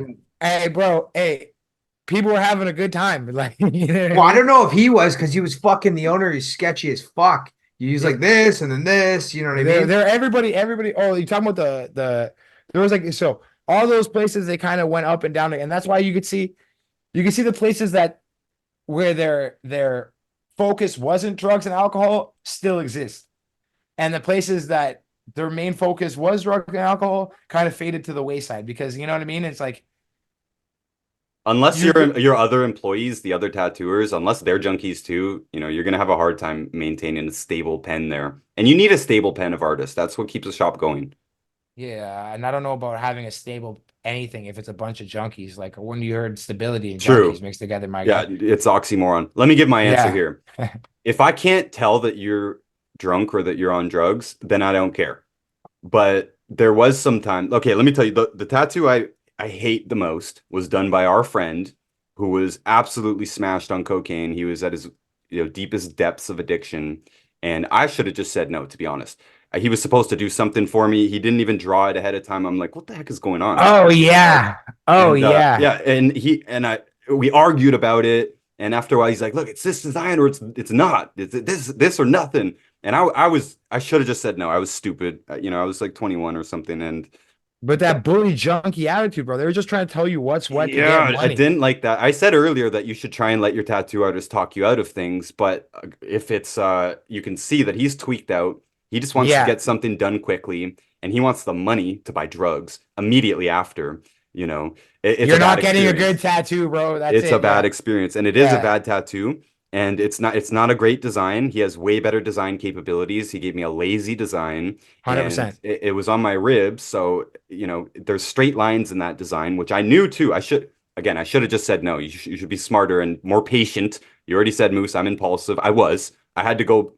I had to leave Yeah, town well, after that or I think, something. like I said, birds of a feather flock together, bro. We're all impulsive. That's why, hey, So I should we have seen the straight lines and realized that those lines would be up close to my armpit and that those lines are going to be wonky. They're not going to be jank. straight. You should Yeah. have a design that fits the body part where you're putting it, especially on the ribs. You should have no straight lines. My goodness. So it ended up not looking that great. And now I have my entire side covered with other tattoos because I've never covered a tattoo up. And I'm probably not going to still, even though I have some quite bad tattoos that I don't like. Just a few of them. Most of them I'm How's that okay with. bird? Most of them I just don't care about. I'll answer that after. But now I've got this big collage to try and take attention away from that one bad tattoo. And it's not just bad as in the good type of bad that I like, kind of scrappy, kind of grungy. It's not. It's just, it's trying to be a real tattoo, but it's just weak. It was poorly done. And the guy who did it, the reason it was poorly done was because he was deep into cocaine at that point. And Moose, you asked about that bird. I like that bird actually. It's one of my I loved favorites. it. That was one of my dude. I loved it. That convinced me to keep tattooing. Was that doing that bird? It's was like, part of that collage too. Yeah, I remember. Yeah. I was so proud of it. I was like, yo, that actually came out nails. Like I was like, hell yeah. Yeah, I like that one. We got that one out of a book too, and Yeah, I remember. I like that. Yeah. Yeah, Yo, it was good. Doesn't have to be and- original, by the way. Let me just say that it doesn't have to be original. Some designs in books are dope. And bro, your story isn't unique. Like you guys all know one of my crazy best friends. We all grew up with him. Fucking we'll just call him MF. We'll just say his initials are MF. If you grew up in Pickering, you ran into this boy for sure. I did some tattoos on him. And you did some tattoos on him. Like he was a wild boy.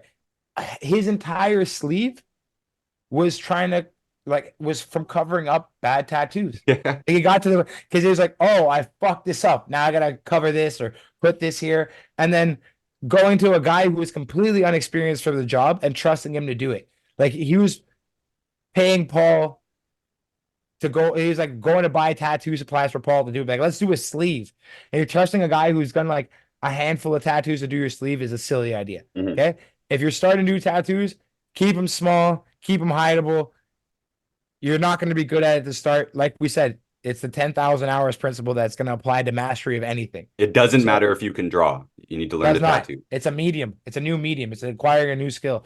So you, and like we said, the art is it's a great foundation, but it's the application which is the most important with tattoos. So it's like you need to figure out that application process. You can't just allow some dude to like try and you're my first run at a half sleeve. You never want to hear those words come out of your yeah. Like, you know what I mean? A barber, maybe your hair grows back. A tattoo, bro, you're asking for some trouble. Yeah, don't go cheap either. Don't Yeah. go cheap. Yeah. I Yeah, that's what- disagree. No, I disagree. Fuck that, man. You get what you fucking pay for. You want a good plumber, you buy me. How about that? Okay, You want a okay. sketchy one, you get someone for $5 an hour.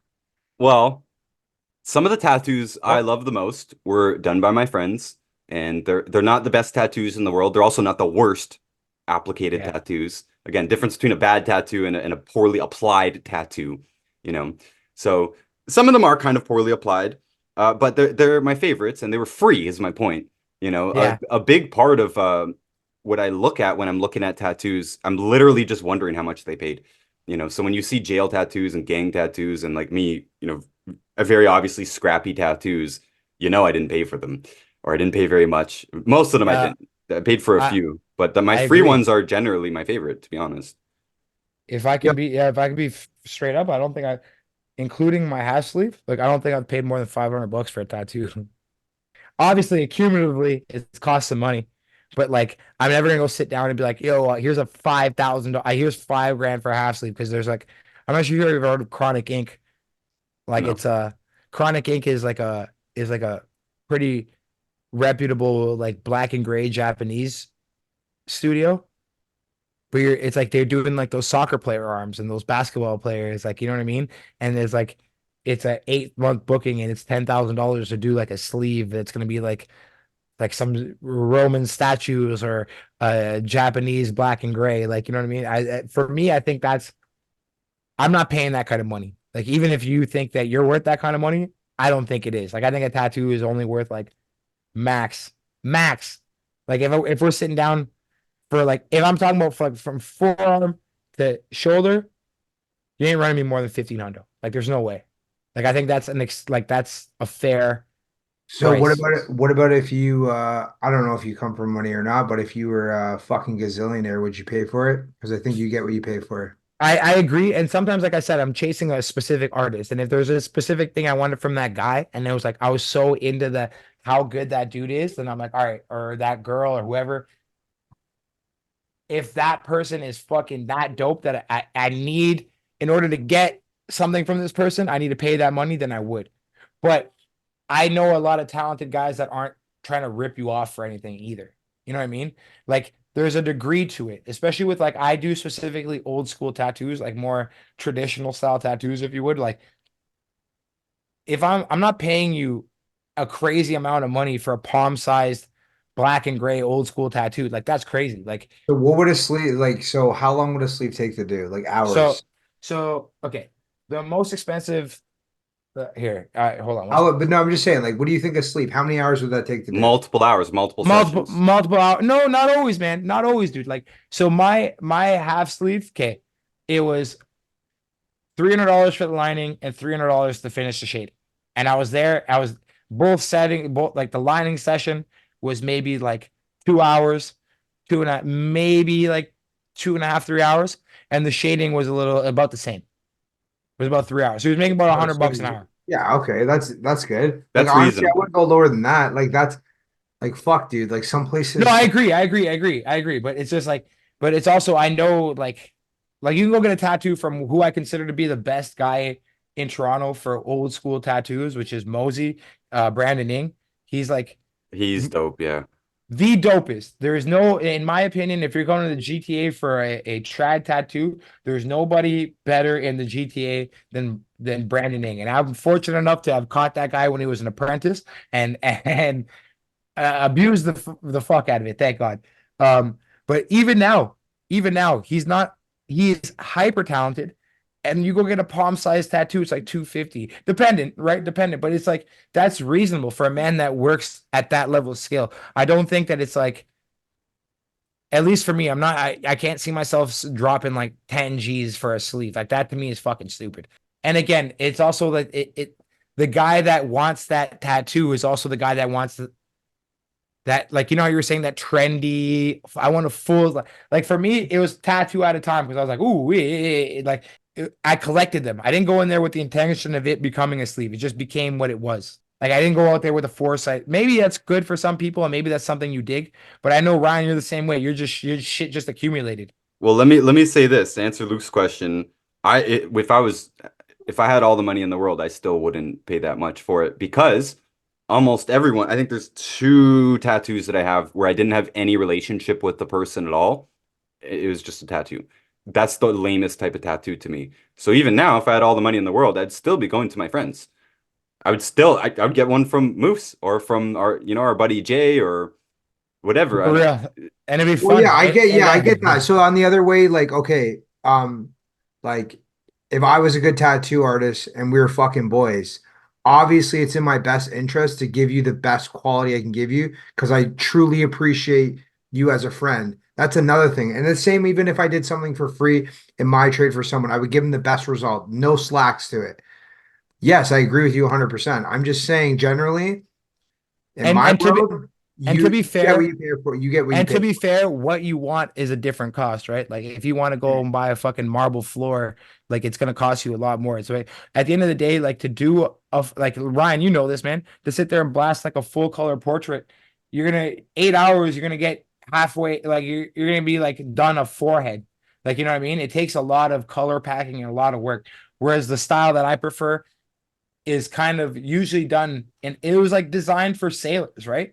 You're like ping pong boom boom. It's like you Supposed to get be quick, yeah. quick. So it's like so with the tattoo style that I chose, there also comes a level of efficiency where I'm not paying you to be here with me for 3 months, right? Because I don't want that. Like I also don't like the like I'm never gonna want like, at least myself. I don't want like some hyper realistic like what's that guy's name, man?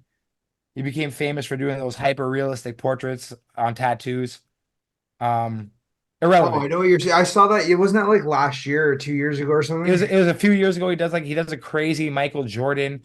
It Like looks like Joe. it's almost like fucking 3D. Yeah, they're all crazy. Like You pull that up. Let me say also, there's also an artist to artist kind of respect. And for me, even like on my chest, I have a lot of places that I've lived. I've moved like 25 different times. I don't know, I've got 6 or 7 of those places on my chest. So I think a couple of them I had no relationship with at all. But the other ones, I specifically sought out artists and I wanted to establish a relationship with them first. And especially graffiti artists, I would ask around, who's a graffiti artist that also does tattoos? Because now we already have that connection. As you mentioned, Moose, a lot of graffiti people go into tattoos. It's one of the only yeah, places they can go. But then I'm saying most of the time I've been given a deal for no reason other than I'm not a civilian. It's just like you're already on the inside and there's a sort of artist to artist respect. And I have been given a great deal, honestly, on the ones that I have paid for. I've generally gotten a great deal. I'm not sure I'm willing to pay full price, mainly because the fact that I'm paying full price reflects the fact that me and him or her don't have a relationship. So to me, the relationship comes first. yeah, that's a big part of the memory too. No, it's just sometimes like we were saying, like, dude, I know, like, is mid is the tattoo that I have on my lip from my friend is it's like it's still from a friend or a tattoo that I have done from a homie. He's always just like it's like that's my friend who did that, so it means a little bit more. It's like it's just like it has some sort of history behind it, a little bit more than it would if it was just like some stranger. You know what I mean? And this Yeah. goes back to the very roots of tattooing, where it's tribal based, right? So, like, literally, someone within your tribe has to do it by definition. It has to say something about your relationships and the people around you. Do you Let's guys just even Like, do you guys care at the end of the day, like tattoos or not? Like, just say all your tattoos on your body. Say you hate all of them. Do you really fucking care? Like No, at your age? Like, No. no, I don't get like no, you don't care.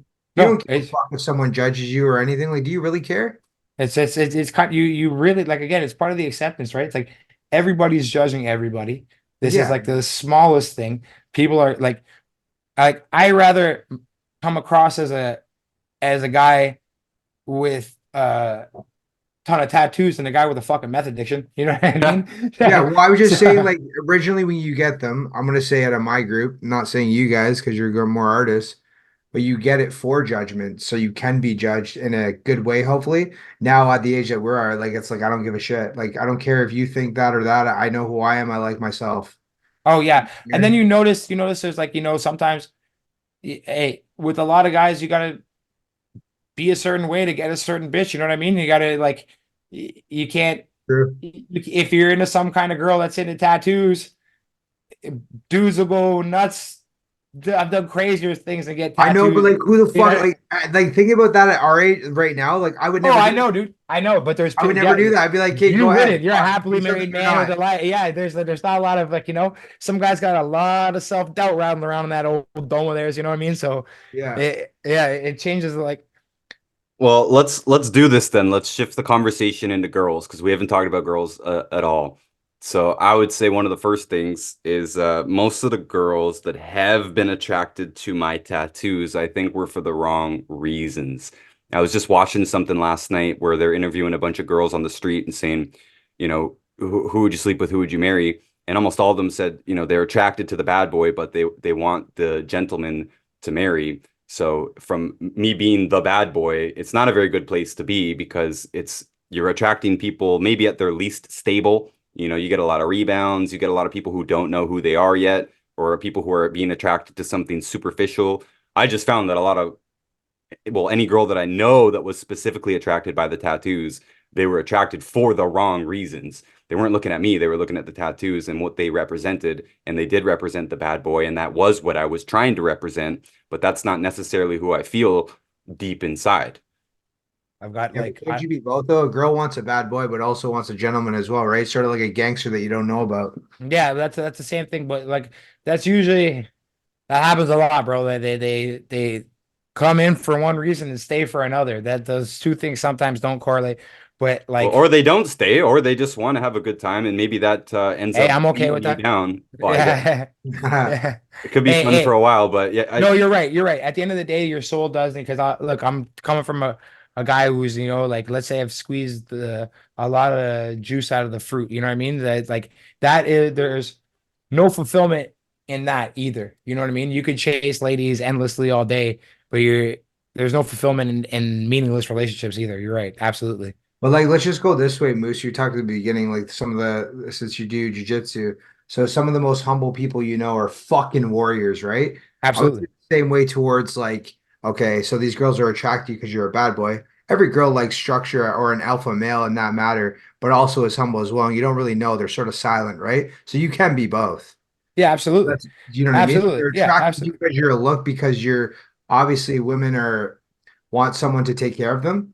So, but you can also be a gentleman too, right? You A don't just 100%. You can be a very sentimental, thoughtful person covered in tattoos and have a very abrasive outside and be the most thoughtful, sweet person inside. The two yeah. don't have any correlation, but sometimes they come in for the reason of thinking that you're some sort of like, yeah, maybe the edge draws them in, but the softness keeps them. Sometimes it's just everyone's got that duality. Do you think Moose because of I don't know if you're currently going out with someone or you've been you're but do you think that from like I keep going back to the age of 25, but do you think the thought process now is different when you're younger now to when you're older? So like Oh, they oh get you yeah. for both reasons or just for one when you're younger? So, sorry, what, in what regard? So they're looking at you so you look attractive with the tattoos because that's what they like. But do they want both or do they just want the bad boy with tattoos? I think, Because they're judging you based on your tattoos. They want the bad. they definitely there's especially like kind of how I lived from like my mid 20s to like now. You see a lot of no, like I've calmed down quite a bit in like how I've behaved and it's like you find much more fulfillment in being with like a singular person. And also it's like there's a repetition that you'll find if you any person who's stuck in a loop of endlessly being single, there's a lot of repetition to it, a lot of the same old thing. But back to your question, it's like uh okay, the people, a lot of girls come with the intention to leave, but then somehow when they find out who you actually are into you. And sometimes it's like, it's a bim bam there. But I think that's like I don't know how to phrase this. I feel like some girls will use a guy like me for a rebound or for, arm candy or whatever, just to do that. Look cool on Instagram. Look cool on Instagram, whatever the case may be. And then some girls like, there's people that have been with me that should not have been with me. Does that make sense? Like Yes. I live in a grungy 1 bedroom apartment. I'm covered in tattoos, but I'm like with a girl who sells private planes to millionaires because I don't know, because of like the whole package, right? But it's like I don't know if they come in with the intention to stay, but if there's something good underneath, sometimes they do. You know what I mean? Well, some people want to be with you because they base you on a list, right, of what you Yeah. have. And most relationship, I'm not saying most, but a lot of relationships, people always are be like, well, this is structure and they have this and money and that and that and that. I don't Yeah. know. Like, I don't agree with that because that relationship's never gonna fucking last unless Yeah, you it always doesn't. have fucking money. Yeah, exactly, right? Unless you're always this provider of this character. At the end of the day, Yeah. what keeps two people together is they want to be together. So if Yes. you find somebody you vibe with and is like the right fit for you, that might be just a little bit better than somebody. And sometimes the right fit for you is a guy who provides structure and support and whatever. But I don't So know. do you think the girl that was selling the planes for millions of dollars to these private clients was going out with you because she wanted some fucking eye candy and a bad boy? Maybe, but at the end of the day, like, I'm just asking, like your yeah, personal, maybe yeah. that's where it started, and probably, like, let's be genuine, probably, like some people will come to these like assumptions immediately from seeing my tattoo that I'm some sort of like a rebel, like like, and like part of, and you know what, like part of it, yeah, that's fucking, it's kind of true, but um, I feel like I'm kind of an evolved, at least evolved enough person to have some sort of emotional intelligence too. So once people come in and like spend some time with me, they find out I'm a bit deeper, and then it kind of spirals out to something. And you could love both aspects of it, right? The fact that I'm a bit of a psycho and a bit emotional, and or a bit like thoughtful, and I actually, yeah, I think same thing with me. Like if you saw Ryan without his shirt off, you think that guy was like a fucking some sort of street punk, and you talk to Ryan, and you find out the guy's literally a genius, and you're like, oh, Yeah. maybe I shouldn't have judged him by looking like a moron. Turns out he's not a moron. He's actually pretty smart, despite the little hat he's wearing. Like, you know what I mean? Yeah, well, look at it. Yo, shave your head, buddy, and show us the bomb. You know Oh what yeah, I mean? I forgot I have a head Yeah, tattoo, yeah. to be honest. Oh, you got a head tattoo? You do that, buddy. You look like a fucking you're from like they're like fucking You know what I Russian. mean? He looks like a Mad Max villain. And Yeah, then you're like, oh, exactly. hey, Mad yeah. Max. Yeah, And Mad you're Max. like, oh, villain. wow. Oh, Yeah. he must have read some books in that post-apocalyptic time he was living in. Yeah, I'll you- clip some pictures in for the video, by the way. Moose, you should send me some of your pictures that you've talked about too. I'll include them in the video version. So let me bring this up too. In a study, women rated tattooed men as healthier but not more attractive than men without tattoos. Men viewed tattooed men, other men, as more attractive but not healthier, so complete opposite than men without tattoos. Women judged men with tattoos as worse potential parents and partners than men without tattoos. Yeah, So I could, like, how I the can see fuck that. could that be healthier if a woman looking at a man has tattoos? That doesn't make any sense. How the I fuck think is I it mean healthier? maybe more in general fitness. I don't know. You know what I mean? Yeah, 'Cause they you know kinda- what? Yeah, you're I think probably right. I think Yeah. I think a lot of like especially females correlate the tattoo with like Brad Pitt in fucking uh oh my God, what is that stupid movie where he's a fighter or any of these that like oh my God, I'm having a brain fart on this on one of the Yeah, I greatest know what you movies. mean. Fight But you Club know or what I mean? Snatch? Snatch, thank you, Snatch. Snatch. Snatch or Fight Club, but Fight Club he wasn't tattooed. He kind of had, I think he may have had one, but it was it was Snatch where he had the big back piece, and like you see whenever there's like a row, like they have the Hollywood picture of tattooed guys where it's like, Yeah, but like, have they see that's our society of how fucking dumb they are. Like, that's well, what of course, they we're, just think asking, that's- we're asking people who answered a survey. Like you, if you're Yeah, I not dumb know, enough to right? weasel or Just walk like- by the survey, like, It's funny that this survey here, it wasn't judging women. So now I'm asking you guys, how do you judge a woman when she has tattoos? I have One no- or a bunch? What do you think? I like, you know me, like I will, I'm not gonna be making judgments in that department. Like I'm like, oh, you got a tattoo? That's lame. Or you got a bunch of tattoos? Like I don't care either or. Like I think, Okay, let me be more specific, Mr. Moose. As someone with a quite high body count, what do you say? you see a woman with tattoos or a What do you girl with say in this- tattoos. Is she easier to you? Do you think in your head that she'd be easier? I know it's a leading question, but No, but I would think probably in my head she's more of a freak. you Definitely think down. no? You think she's not easier? Come on. I think all. Uh, Keep So in mind, say- get say the act what? of getting a tattoo is a risky behavior. It's so in Uh, my opinion, it's a more masculine behavior. bro, you'd be surprised. You'd be surprised. More masculine women tend to be more sexually aggressive or easier, more likely to have premarital sex. And if this is a judgment, I don't have a study here in front of me. I'm saying from my Yeah, but I'm personal gonna go. experience, Yeah, a more absolutely. manly woman is going to be easier. The girl that's hanging out with us on the streets, you know, we hung out in the hood and stuff. Those girls that were hanging out with us were most likely easier than the girls who were staying at home and doing their homework and not likely to get a tattoo. To me, most definitely, I know it's a closed question because to me, most definitely, in my experience, the ones that had tattoos were a lot easier in the first place and more adventurous once you're there, and a lot of differences. Are you I'll- asking us? Are you asking us what we're thinking of getting with them? Are you thinking of what? Yeah, what but You see a girl, you want to pick her up. She has tattoos or not? you're Which one hitting is me with, easier? you're hitting me with like the classic "if she smokes, she pokes," but with tattoos. Isn't it true? Yeah. Yeah, you're hitting me with that old I'll answer the question for you. So for me personally, just eye candy. I don't really care. I don't care to be with that person. I think they're a little wild.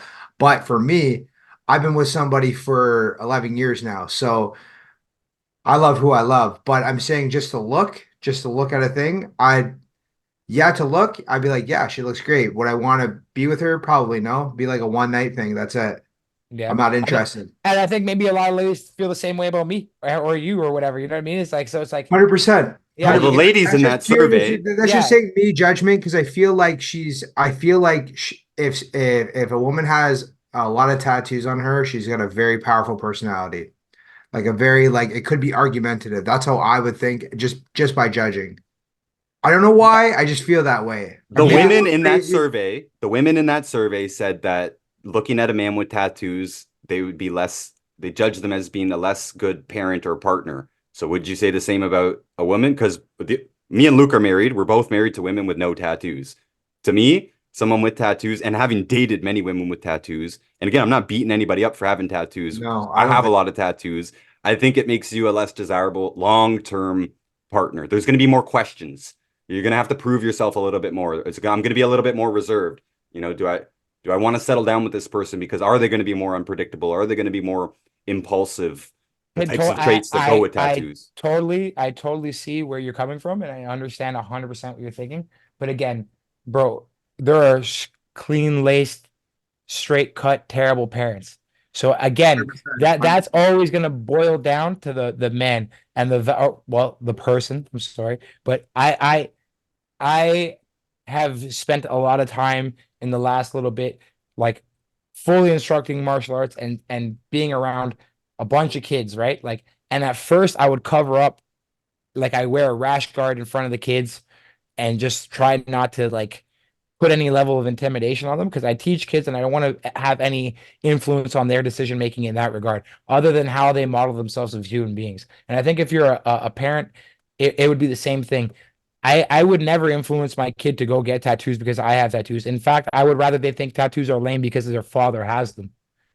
Do you know what I'm saying? Because often the things that the generation previously to you did, you find dorky and you'd find your way to rebel against, which I would hopefully my kids' rebellion against my behaviors would be to be a untattooed going to post secondary school straight cut person, right? Because that would be a counter to what the kind of person I have been, right? Like, and I would that'd be awesome. Like, and if I do a good job as a parent, then with or without tattoos, I should be a solid human being. You know what I mean? I agree with you. I'm just saying, I think that if tattoos are not based on a person growing up at a young age, I think you have to take them and say, hey, think for you, not for other people or shit around you, and make the decision that's best that sits with you. Because Yeah, you know what I mean? A lot of decisions that are made when you're younger are influenced by others people's the way they think, the way they do, who you surround yourself with, everything. So you really got to set that aside and say, who is me?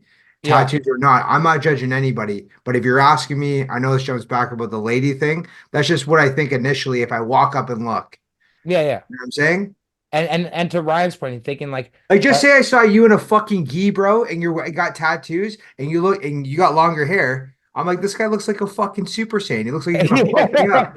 Now, if I had a confrontation with you, I'm not backing down. I know I'm gonna get my ass whooped, but that's because of me. That's my integrity, right? But when I'm looking at you, I'm swallowing and I'm just like, yeah, this guy looks fucking psycho. He's got yeah. tattoos all over him. He's fucking jacked and he's got long hair and he looks like he can kick the shit out of me. Yeah, I'm judging you on a And that's fighting part and aspect. that's part of the package that I like. Again, when you're a young man or a young person, especially if you have some insecurities, like where you're in situations where you want people to know in advance that I'm not, I have an edge, I'm not to be fucked with, like, you know what I mean? And I think Yeah, that's a lot. You're not going to see it like often a lot of the girls that are heavy covered in tattoos are in more city areas. You know what I mean? It's because like that's like a deterrent for people. I know some girls who definitely will get face piercings or ear piercings or something to look more abrasive, so they look more standoffish because they have it's a shell. You know what I mean? For some people, so it's yeah. like yeah, and like, but to Ryan's point, it's like, do I feel like a girl who has tattoos is easier than a girl who doesn't? And again, this is circumstantial and this is like based on my own personal life, but I found no one girl to be harder or easier than the other. Without tattoos, it's just the person. Some girls will give it up the first day and go to church tomorrow. Some girls are covered in tattoos and will make you wait till you guys are dating or in some semblance of a relationship to be physical with you. But there's all types, man.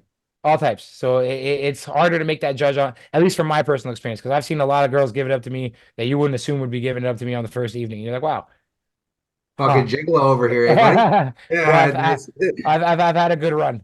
Yeah, nice. So, okay. Yeah, I agree. And you made an interesting point there too. I'm sure there's a lot of absolute psychopath serial killers who have no tattoos, Right? you know? Yeah. Okay. So, well, I just know though that by being in the tattoo world ourselves, having done tattoos, I know there's quite a lot of sex involved. I mean, there's been several girls, women who have come to either me or my friends, and it was kind of clear that they just wanted an intimate experience. I've said this in another context too. I felt that there was a lot of people who would come in regularly, not because they really wanted a lot of tattoos, more or less because they wanted it as like a therapy session or a way to get away from their lives. Like they just want 2, 3, 4 hours. Just, the kid's got a babysitter, no one can bother you and all this stuff. And, they're telling you your life story. I'm sitting there drawing on them, like, why are they telling me this? I'm realizing that they're using it as sort of a therapeutic experience. And there definitely was quite a few girls who I think they wanted tattoos in more intimate areas or in areas that would require them to take their clothes off, in part to initiate some sort of sexual contact rather than just coming up to us and saying, hey, would you like to go out? Oh, I'd like a tattoo here on my sternum or here, on my pelvis. And for the intimate experience. Does that make sense? Am I off track? Have you experienced this, Moose? Uh, nah, no, No? I tattooed a bunch. I tattooed girl. Okay, look, I've tattooed girls that obviously want to fuck, like no doubt, and like, yeah, you know what? Maybe like I've tattooed, but again, this is just in my mind. Also, it's regular girl placement. Does that make sense? Like, Yeah, yeah. it's regular girl placement. They don't want a fucking back piece. They want something underneath their jugs or something on their hip.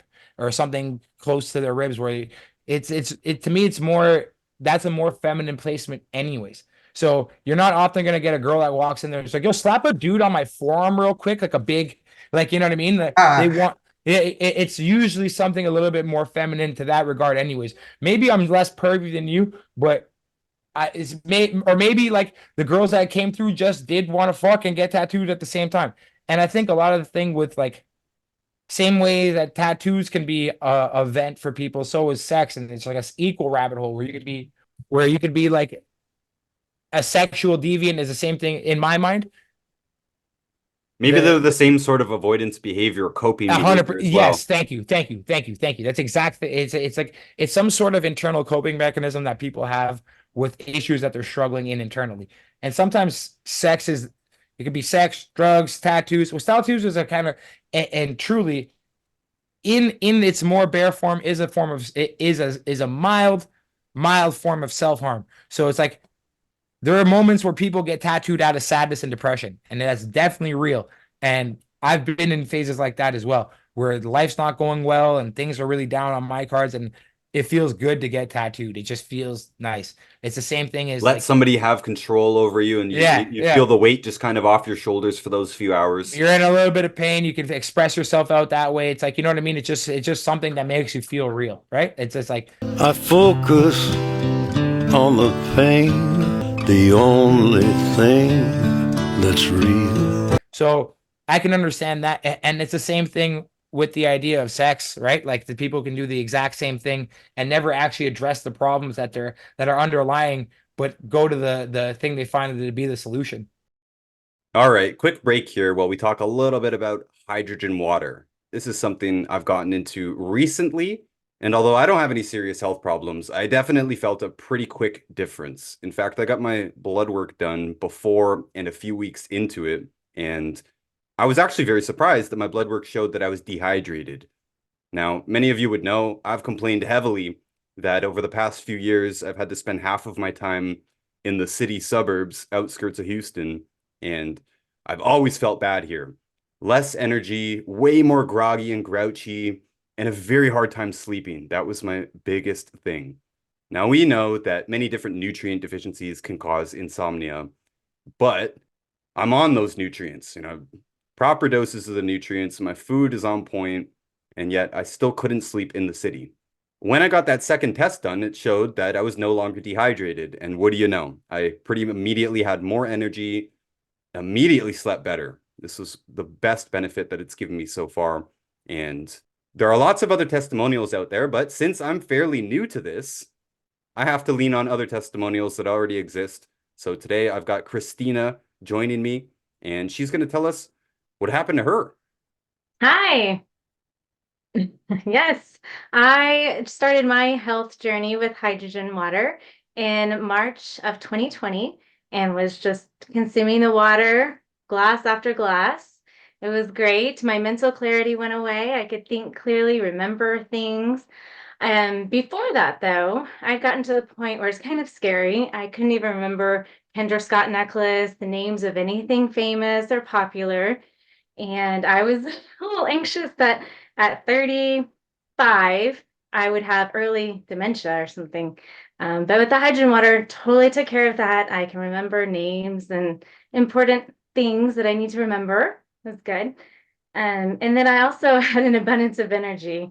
I was staying up later. I used to love taking naps and would go to bed at 8 o'clock, so tired, but I was able to stay up later, get up early. I was rested. I loved the energy that came with it. It was great.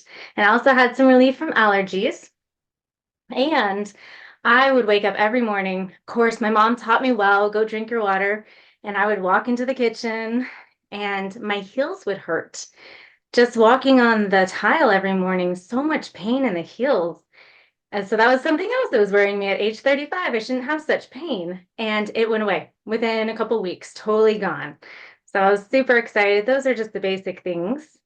And then I got sick in 2020 in November from what everyone was scared to get. I got it. So flat on my back, drinking the hydrogen water though.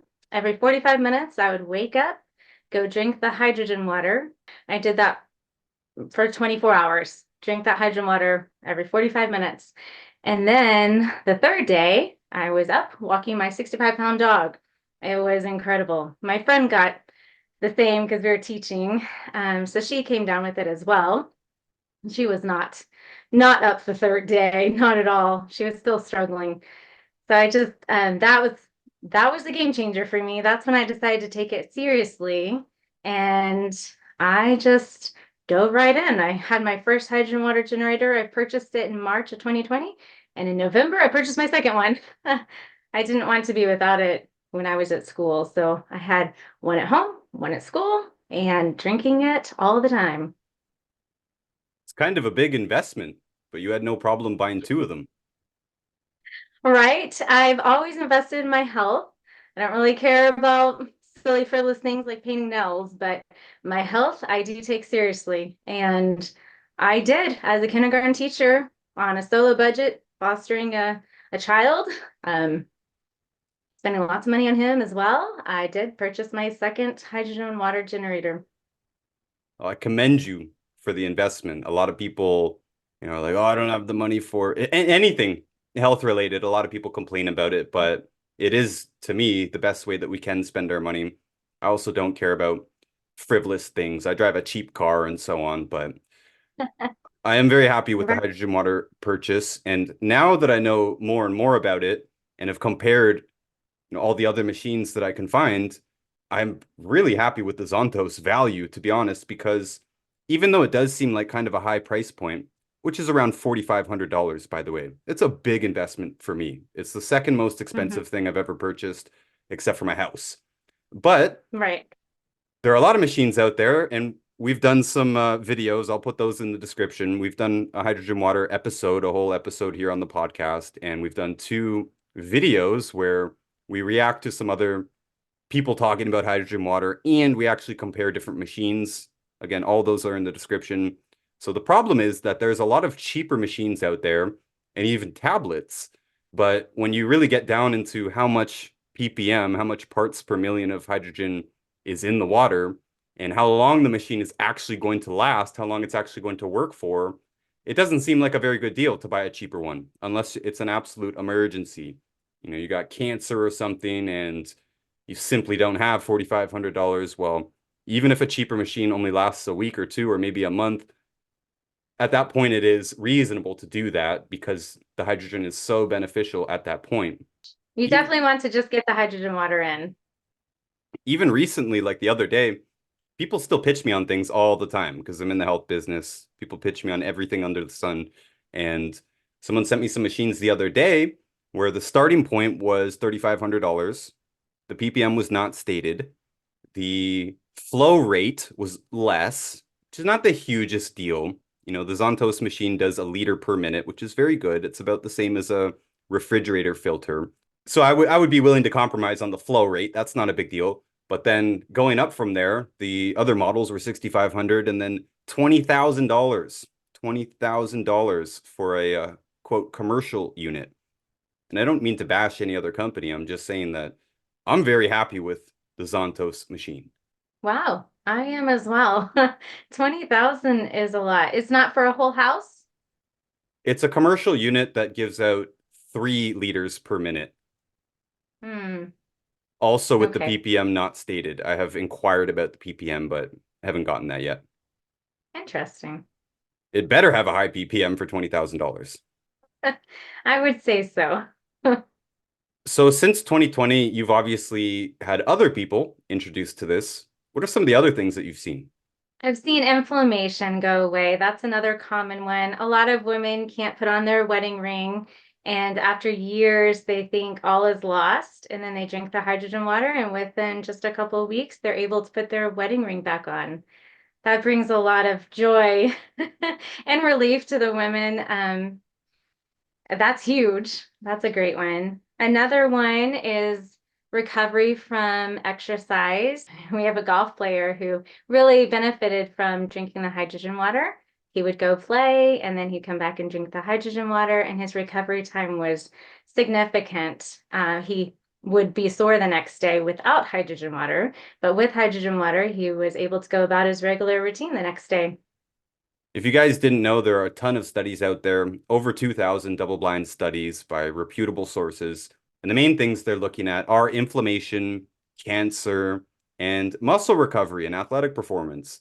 So we believe that it can help many more systems, but these are the main things that people have been looking at. And it is very, very impressive. I do encourage anyone to look into it. You won't have to look very far to find a lot of very remarkable evidence that this might be one of the biggest things that we could possibly do to combat this toxic world, right? I am in the supplement business. We do need nutrients. There's not enough nutrients in the food supply, but even someone like me who is fully properly nourished, I have no other symptoms or health problems. When I come into the city with the increased EMF and maybe the increased chemical exposure or whatever, I felt it took me down still. So we need extra protection in this toxic world. Ryan, something else that I've noticed too, and I completely forgot about it until now, is a reduction in how much food I would consume. And my body is able to better digest the food that I do eat. And so during the holidays, I no longer gorge myself on food.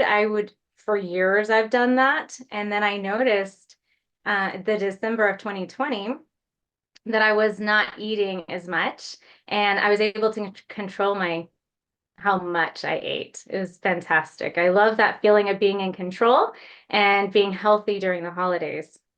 So hydrogen water upregulates ghrelin, which is the hunger hormone. If you need to eat, it helps you eat well. If your body does not need to consume as much, it helps your body regulate that. And the desire to eat unhealthy things is regulated as well. And ghrelin has many more functions in the body as well. I don't think it's 100% understood, but it even has some impact on Parkinson's in many studies. So there's lots of cool and interesting things, and science still has not yet figured out completely all the benefits of hydrogen water, but it seems to be very clear that there are numerous benefits. And you, people who are listening, paying attention to the health world, you will hear more about hydrogen water. It took quite a long time for it to become mainstream, but these studies have been going on for decades and decades. Many institutions and militaries and governments have been interested in hydrogen water and hydrogen gas. Any way that you can get extra hydrogen ions into a person.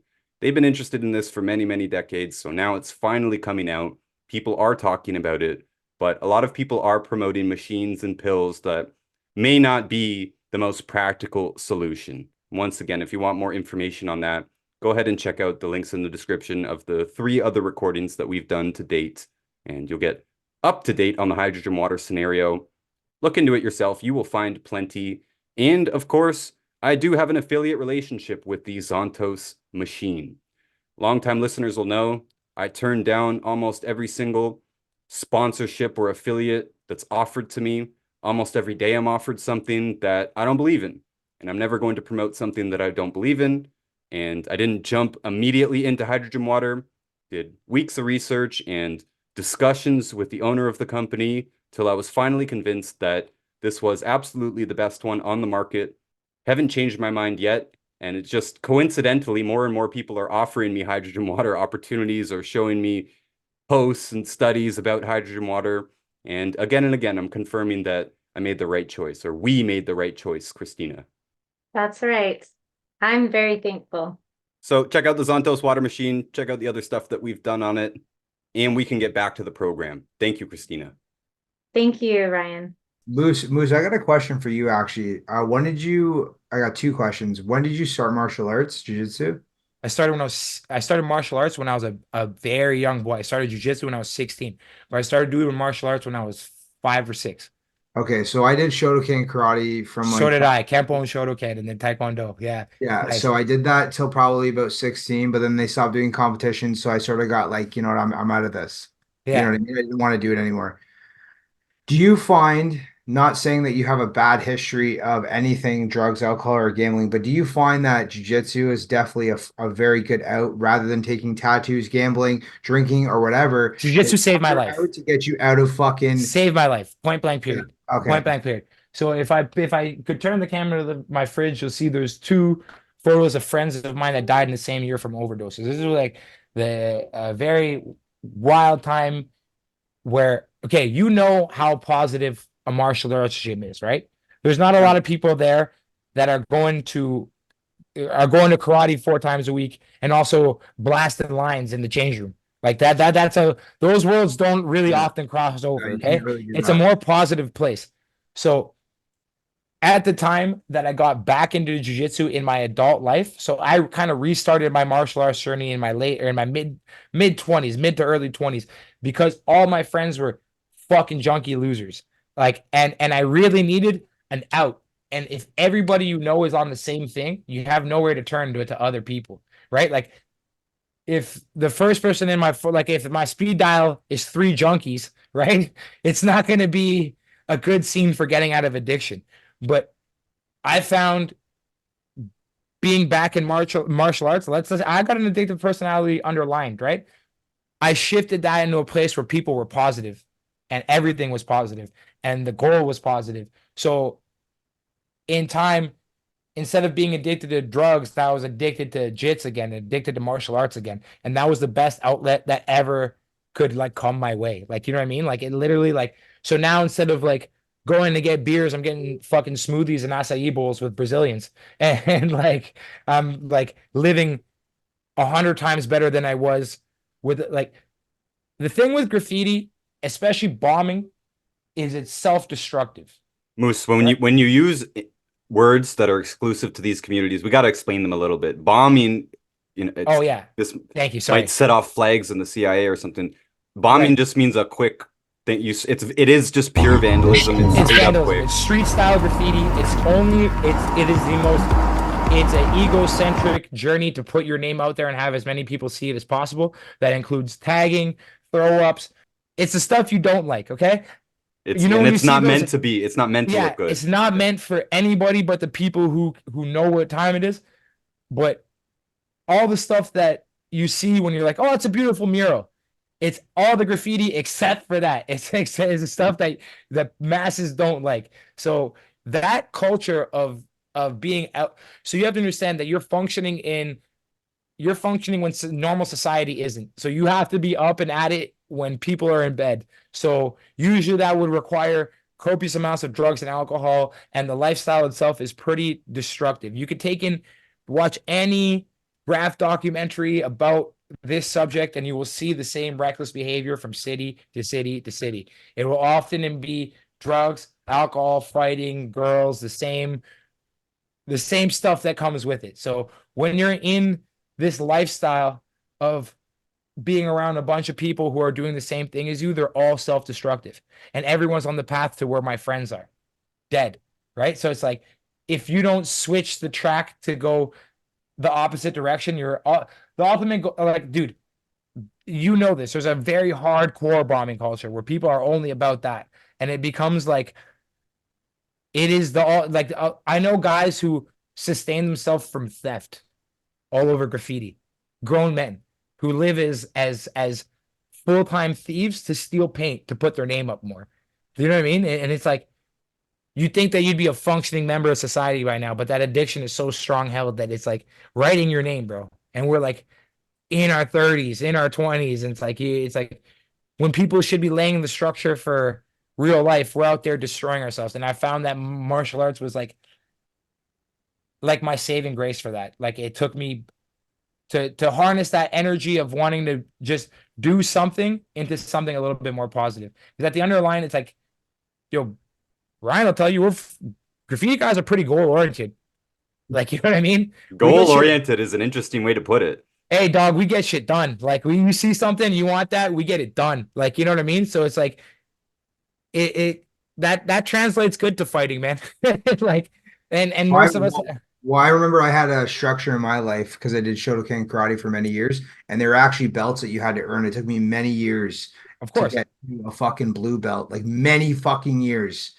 And as soon as I stopped it and I started hanging out with my friends, that's when it all went south. Like really, And that's the same thing, bro. And you have somebody there who wants to give you structure, who doesn't care about you being cool, Luke. He cares about you being good, Luke, in 5 years. yeah. But the thing is, like, hey man, you take a kid that'll keep, so for a kid being 15, 16, they either need to do it super competitively or like, something to keep them focused like yourself, where it's like gives them a drive, or they're Yeah. gonna smoke weed with their friends, man. Like they're gonna be like, all right, well, these boys are getting drunk and smoking weed. Well, we're rebellious, right? We all Yeah, fuck this. We'll do whatever we want when we want. That was our generation. Like we did fucked up shit all the time. My yeah. whole weekends were spent Pine like, Ridge was a yo, zoo, hey, you guys are getting tattoos. We're getting fucking annihilated drunk, dude. fucking up shit, vandalizing shit, buddy stealing shit. S- Like s- everything was wild every weekend. It never changed. It was like, what kind of thrilling ass shit that could spark my adrenaline and this I would weekend? credit a lot of like even wanting to be better at fighting and wanting to be a little bit more creative came from being in a place like where we were. Like Pickering was kind of hostile, like especially like where that Oh that yeah. school was a fucking zoo. Kids Oh were yeah. getting kids were fighting every single day. We were fucked. There was literally lockers filled with drugs, car stereos, drug dogs coming through. Like you Yeah. talk to kids now about that shit, and they're like, "What are you talking about?" I'm like, Yeah. "Bro, We we know. went to Yeah. like Yeah. a fucking zoo, and everybody wanted to be a thug. Like everybody, The the gangster. underlying." Yeah. Yeah. Everybody wanted to be a gangster. And it's like, and now it's so funny because like I came from a place like Scarborough and then came to Pickering, and you see everybody's trying 100 times harder here to be hard. It's crazy. Everybody wants to fight, everybody wants to be a gangster, everybody wants to be involved in anything because it's the coolest thing to do, and everyone has time. You know what I mean? Like Yeah, I everyone know. had Yo, Pine Ridge was fucking wild. It a was zoo. wild. It's a fucking zoo, dude. It Kids was were getting, wild. I remember hear kids just screaming every day, just dude. screaming. There was a fight every single lunch until I was in the 11th grade, and everybody settled it out. They're like, all right, we all know each other now. The hierarchy has been Yeah, established. Bro, kids got stabbed. Kids fucking, yeah, you know what I mean? It was yeah. crazy, dude. It was crazy. And Yeah, then, yeah, dude, how many of us were selling, like, got into literally the most everything. nefarious shit of all time starting in high school? Like, you know what I mean? It's Oh yeah. like, it really excelled Pine Ridge was very entertaining. Was very fucking like everything. And it was like the external influences were like, yeah, super once you high hit high anxiety school, though. looking Super it's high so anxiety. it's like looking. Sorry, say that again. I didn't Oh, hear. dude, high anxiety, man. Yeah, I'm breaking up. It was super high anxiety, definitely. I agree with that. It was a fucking zoo, and it's like, yo, it was like walking on eggshells for like the first 3 years because you never know beefing. Your friend stole drugs and someone was gonna try and rob them. You have to go right out for that guy. You have to go do this. Someone was trying to rob you. Bro, people were It setting was up like a their own small friends little and doing all fucking types of jail, eh? nefarious bullshit. Like, and it's all because of external influence. I don't think these were true. Yeah, literally. And that's what It was happens. like You a take a small bunch of jail. reckless Like people, it's you like put them on like, fucking killed or be yeah, killed. yeah, Yeah, 100%. That's you know what what I happened. mean? And everybody became a little bit more rugged because of it. We had Yeah. a little mini jail. And yo, it's crazy to think like you had that structure up until you're 16 and your parents do the best they can. But once you get to a certain age, it doesn't matter. Like external influence will always kind of, at least for young men with testosterone hitting them, external influences take such a vast role when you're in a place like high school. You kind of live more for the acceptance of others than you do for the people who are truly there to guide you. You know Correct. what I mean? So we Yeah, so can we it's can easily tie this back into tattoos. I think one of the big messages here is don't let other people influence your tattoo decisions if you are going to get one. I would personally yeah, wait until tattoos. later. Moose, you and I got the lip tattoos. We were like 17, 18, 19, something like that, I think. Yeah, I was like 17. Yeah, yeah, you But were like I 18. waited until I was like 21 to get the next one. And I think that was a good decision. Because if I not, I would have gotten Bay Ridge's crew in Old English yeah, on me, like everybody fair else enough. in the neighborhood, which is Fair enough. would have been a bad move because it was a trend and it would be an external thing. It would be more for other people than to tell my own story. And that very first real tattoo, it did in fact say Bay Ridges. That's the neighborhood I grew up in, but it didn't say the crew on it. And I think it was a better decision. It was a better placement, and it wasn't the Old English big bulky letters. It was a nice script. I still like it today. And yeah, maybe wait a little longer. If you feel yourself, especially if you're in puberty, you feel yourself having an urge to get a tattoo, maybe just write it down and leave it. Maybe in 6 months or a year, you probably won't get that. And if you wait all the way until you're 25, you're probably not going to get it at all and realize that you don't need this. It doesn't need to be part of your personality or anything like that. And I would try and make it meaningful. I know we're going to have to kind of wrap up here, so I just want to throw some things out quick. If you are going to get a tattoo, there's some etiquette that I think a lot of people just throw right out the window. I started doing tattoos around the time that phones started coming into play, right? People started to get Blackberries and stuff, and they were clicking away on their phone the whole time. Now it's way, way, way worse where people are completely functionally addicted to their phones. You need to leave your phone. You need to not be on your phone. I know a lot of tattooers have given up on this. You know, they've stopped trying to get people to not do it because they have like some sort of a breakdown without it. They start shaking without their phone. But my goodness, there's nothing more annoying than trying to tattoo somebody and they're moving. You can't tell you're moving. You're just scrolling. You're moving. You need to pay attention and be there in the moment and get off your freaking phone. It's, I just felt that I had to say that, to be honest. I've never had my phone out during the tattoo, bro. Never. Now that I thought about it, I'm like, Yeah, but you're also a millennial too. That was you were born into places without phones, and then you have it. These fucking kids now, man, they'll have a seizure if they don't have it. Leave your phone, fucked. man. Leave your phone. Dude. Another Honestly, aspect here, if you're you- judging tattoos by what you see on social media, you're being fooled because a lot of them look a lot better on Instagram. It's small, there's filters, and a lot of times you're seeing it when it's first being done, right? They do those reveal tattoos where it's covered in soap and then they wash off the soap. That's when it looks its best. It's the best it's ever going to look. So if you're thinking, oh, that looks sick, you know, it might not in a year or two. You know, the shading might not in a year or two. And you might look up close. And I just had a especially friend. with color, man. I just saw a friend who got a very expensive sleeve, and I saw it on Instagram, and I'm like, that looks dope. I saw him in real life, and I, you know, as I do, I'm gonna look close. I'm bringing my face close, and I'm like, that's pretty sketchy, to be honest.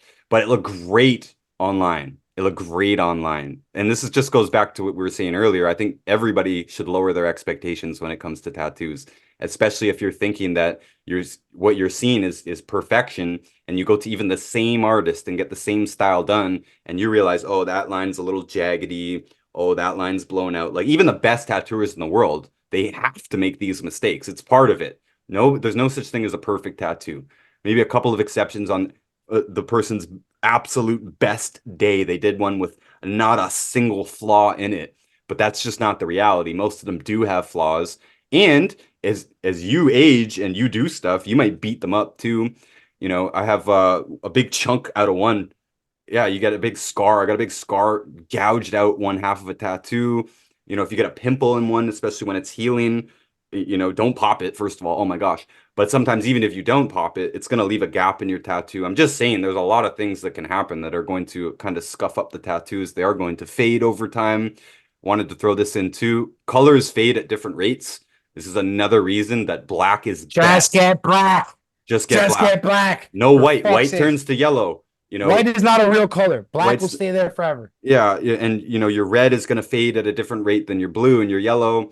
And Dude, there's 3 acceptable colors: black, gray, and a touch of red. Red will last a decent amount of time in your skin. Everything else will become horrendous over time. And if you don't want to go get tattooed again and fill that shit up, and I honestly think the aging of color tattoos is also horrendous. So you ever seen Terrible. anybody with an old full color sleeve? Ugh, beat it. Nothing. Go get yourself one of those, like we were talking earlier, those Russian criminal tattoo books, and check out those old men with just straight gray tattoos, hard as nails. Gangster. Gangster. Gangster, nice. Dude, straight gangster. Looks I so know, cool. It is cool. Aging with all black tattoos looks awesome. You Yeah. see all those old carnival folk with them? Awesome. You're gonna see somebody with an aged, you know, night before Christmas, like back piece. It's gonna look, you know, absolutely atrocious in a few years, and that's gonna be like there ain't no going back from that. Like I think color. you can't just go in and put gray over it. You can't just put gray Nah, over man. color. Yeah. Nah, that's it. That's it. You have to go the full black sleeve. I have 100% black and a splash of red, like you said. Yeah, a little splash of red. You did one of those splashes of reds. That's it. I got a little bit of white, not because I wanted to, but because they insisted. And yeah, knowing what I know now, I'd say just leave it blank. Just leave it blank. Spritz it with the skin. Black idiot. only, black only. Come on. Black is also the least concerning. I said that at the beginning. The only tattoo ink I actually have on me is a black.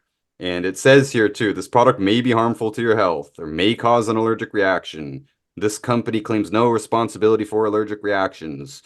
Try testing, patch testing prior to application is recommended. You could try that if you're worried about an allergic reaction. I do want to talk about reactions quick. If distilled water is added, handle as a single-use product. Okay, you don't need to know what that means. Do not use on women who may be pregnant. Keep out of reach of children. And the ingredients here are carbon black, isopropyl alcohol, and water. So there's not that much to that. If you see color inks, they are probably not actually going to tell you the ingredients. It'll probably just say the color trade name because it's proprietary to their company, right? They don't need to tell you what ingredients are in the inks. And it is concerning, especially when it comes to color inks. And I know that old school inks, they could have had mercury in them. They still can. A lot of inks come from China. You know, a lot of tattooers are cheap. You know, we mentioned a lot of them are drug addicts. They might be buying cheap inks. And especially when they come from China, they might have absolute junk in it. Anything that's going to make the pigment. Any of those inks that come in those, you know, those kits, remember those eBay kits that people would buy? Oh yeah, never. Don't even think about putting those in your body. God knows what that is. That's probably acrylic paint with primer in it. Like, you know what I'm saying? That's about the extent of it. Well, there's actually a difference between paint and tattoo ink. The tattoo ink, the I'm just saying particles, the particles are suspended.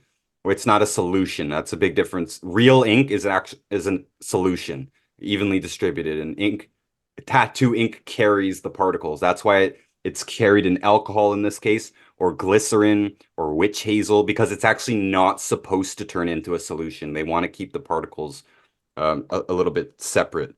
So let me just mention reactions. First of all, if you are going to get a tattoo, my favorite now, tattoo aftercare, meaning after it's done, because this is the most likely time for a tattoo to really, really go downhill, right? One part of it is you sitting in the shop with the person, getting it done. Some of the quality is going to be on them. Some of it's going to be on you and your decision, the design that you pick, the placement that you pick, and whether you move around or whether you're in a hurry. Don't be in a hurry. Oh my gosh. Oh my gosh. Don't be in a hurry to get a tattoo. I've only got 45 minutes. No, you need to take the rest of the afternoon off. Yeah, you should have booked the fucking day, dummy. So other than that, assuming all of that went well, your tattoo can be completely ruined if you walk out the door and you go swimming in a river, you know, or you just don't keep it clean. So my favorite way to do tattoo aftercare, I don't know if you agree, Moose, is colloidal silver. You ever heard of colloidal silver? I've heard of it. I heard it turn a guy blue one time. No, that's not. It's a hoax. That's a hoax. That's a silver salt that does that.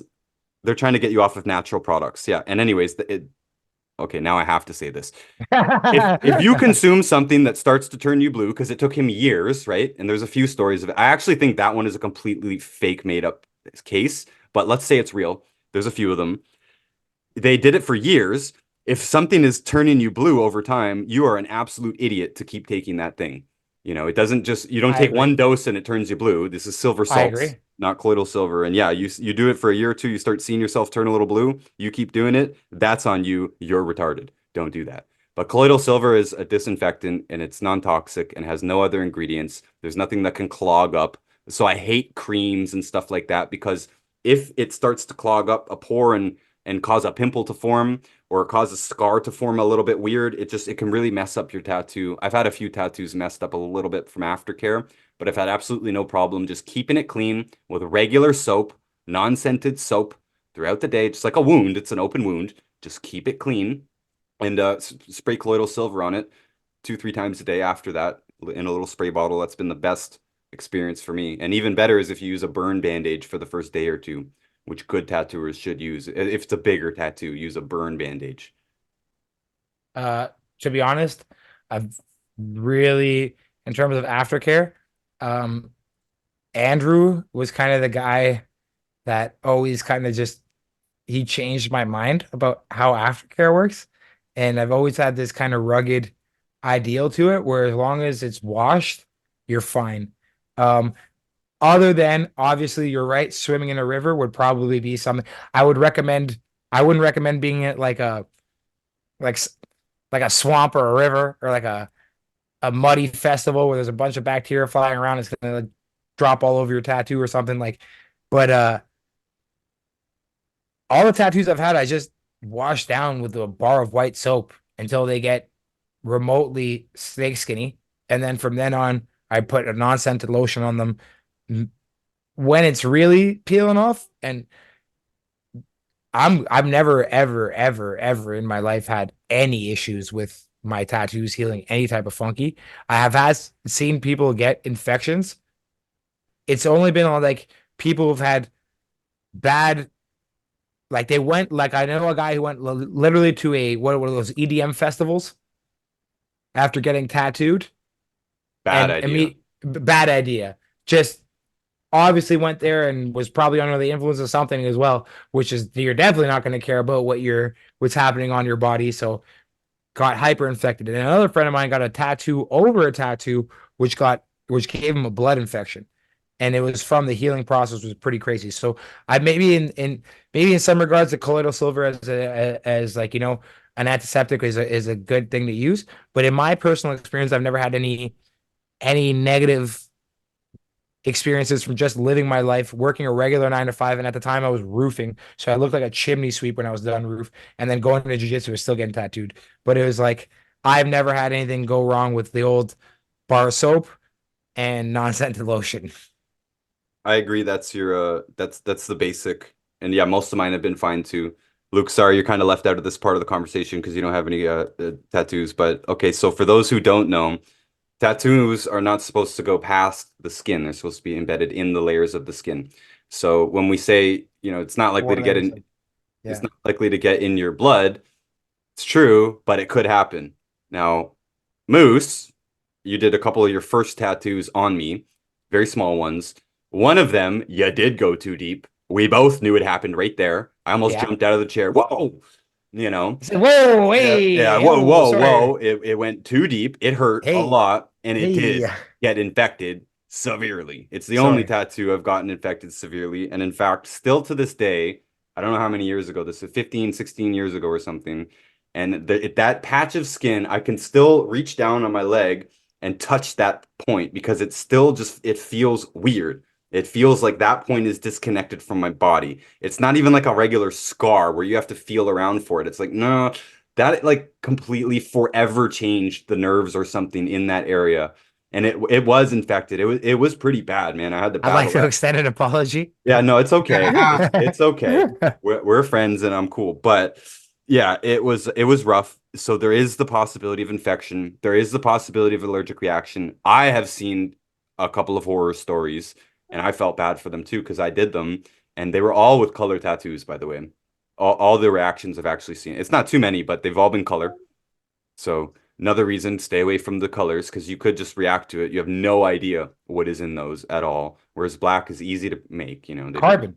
Yeah, they've been making black tattoo ink out of ash for millennia since before written history. So Literally, yeah. pretty safe, but it can go too deep. Obviously, this is another good reason to do a lot of practice beforehand and all that stuff. And I'd personally rather go not deep Again, enough. sorry, Ryan. I'd rather go not deep enough than too deep. There's a fine line there. You know, you don't want to do either. This is why another reason why tattooing is so hard, to be honest. It's you got to keep the machine exactly straight. You got to go at this exact depth, right? You can't bow a little bit left, a little bit right. Can't You're gonna blow falter. out the Yeah, line. yeah, exactly. Yeah. You got to get it in this perfect layer of skin, and it's almost impossible to do consistently. I do love the show Ink Master. I know it's really dramatic, but you see even really, really, really good tattooers still you look at them up close and they get called out for it from the judges too. Nobody has it. Maybe they have one or two perfect tattoos in their belt, but there's always going to be some little point where the needle moves a little bit this way or that way, or goes a little bit too deep or a little bit not deep enough. And when it heals, the line falls out or something like that. This is just another reason to lower your expectations and be prepared for some of these problems. And definitely, yeah, do a little bit more practice before you jump in. We all jumped into tattooing without doing a lot of practice. I went too deep on a few people. You went too deep on a few people. It can happen. It's just a possibility that you should be aware of. And like I said too, if you're thinking about getting into tattooing, don't ever take on more than like what you believe is more than you can chew. Like, you know what I mean? Like, start small and build the confidence of getting good at the medium if you ever think about going down the road. Because like we know we have some people that we grew up with that probably scarred several people for life. I And did. yeah, bro, dog, I know people who've like fully ruined arms and done just things that they shouldn't have been doing at the level they were at in tattooing. You know what I mean? So Absolutely. So these yeah. people are prepared to go to a tattoo shop and give them this fucking tattoo or the hardest time of their life from all the advice that you guys give them. They're probably not even going to want to get one. No, Like, tattooers will know all of this. They'll know all of this. They'd be we hope stoked. so. We hope so. If I'm you just go saying in that knowing the OCD is fucked. He's gonna be like, make sure you're doing this, make sure you're doing that, because you guys are giving great advice. well, right you if especially if you're a picky person, you should definitely find someone who just knows what they're doing technically. That's one aspect. Moose said, let them do what they want to do. That's awesome. I love doing I that like too. that. Yeah, I You like know, that. they're going to be happy about it. They're going to want to do it for their own portfolio. They're going to want to do a better job. Yeah, it'll be one of their period pieces where they're just like, yo, man, this Exactly. Yeah. shit Show it right to your here. boys. Be And like, yeah, look at that. Yeah. For most tattooers, it's rare because we're doing those feathers that turn into birds and infinity symbols and all old English lettering and just stuff that's not fun and no one cares about. You don't want to put it on Instagram. It doesn't matter. Like for you as an artist, it's not art. You're just drawing the sticker on them and you got to do a good job, but you're not being an artist in any real way. So most tattooers, You are very removed from the actual art and you're just applying. You're putting a real permanent, or like the temporary tattoos. He's just Mhm. doing it permanently. It's like Yeah. it's cut and put like it's You're a sticking to the printer. wall. You're a printer. That's it. Yeah. So this is another thing. Don't just print off another tattoo that you saw on Instagram and you go into a shop and you want them to do it. They're going to be upset. And you'll hear it from most of them will say, look, I'm not going to do it because that's somebody else's art. I don't want to copy somebody else's art. It's okay to do Flash. Flash is kind of generic tattoo style art. And that can be passed around, but usually it's adapted a little bit. And But it's also meant to be purchased for you to duplicate it. yes, Flash, it is part of the culture. So Flash is better than you taking something unique from somebody else, some other artists. And yeah, no artist is really going to be excited about trying to replicate somebody else's art. I've even seen some people try and do some tattoos of my art and they totally screwed it up. That's another possibility too. You know, they're not the one that did it. You know, I did it in a very specific style. They're probably not going to get it. And I told them this too. A couple people asked me for permission. Hey, would you mind if I took this design to my tattooer? They're in a different country or something. I said, yeah, sure, but good luck finding someone who will want to do it, first of all. Second of all, they're probably going to screw this up, to be honest. And they did. I have some funny examples of that where they screwed my own art up. And I just think it's funny, but for the person getting the tattoo, it's not very funny. So having something that artist designed, they know that they can do that, right? And if it's designed in a tattoo style, which the tattoos I was just talking about, they weren't meant to be tattoos. They were just my drawings and stuff. So turning that into a tattoo is not always that straightforward. So Oh, yeah. Flash is designed to be a tattoo. There's a reason Flash is what it is. There's a reason traditional styles are the way they are. It's because they're able to do them in a reasonable time. It's not that difficult. It's going to stay for a long time. You know, this is why they use bold lines and stuff like that. Even though we have fine needles now and you can do really, really intricate work, really what'll stand the test of time is something that's designed to be a tattoo, and that usually goes by the name of Flash. And usually a tattoo artist won't have a problem with doing that. But if you take a picture of this or that, you know, this realistic rhinoceros, portrait of my grandma or something like that, first of all, you should dramatically lower your expectations of how good that's going to be. Even from the best tattooers mentioned earlier, you look at a lot of these pictures, they look a lot better than they do in real life. And they look a lot better when they're first done than they do 10 years down the road. You know, so having the nice gray blends and all this stuff, again, it's a great idea, but in practice, it usually doesn't turn out too well, especially when you start adding colors in there and start doing like watercolor types of stuff. They just look terrible over time. And yeah, no, just basically the tattooers will know all of this stuff. If you go in with a Flash piece, they're like, yes, you know, it's not because it's overly easy. It's just because it's doable. It's what tattooing is best for, you know? 100% agreed. Yeah.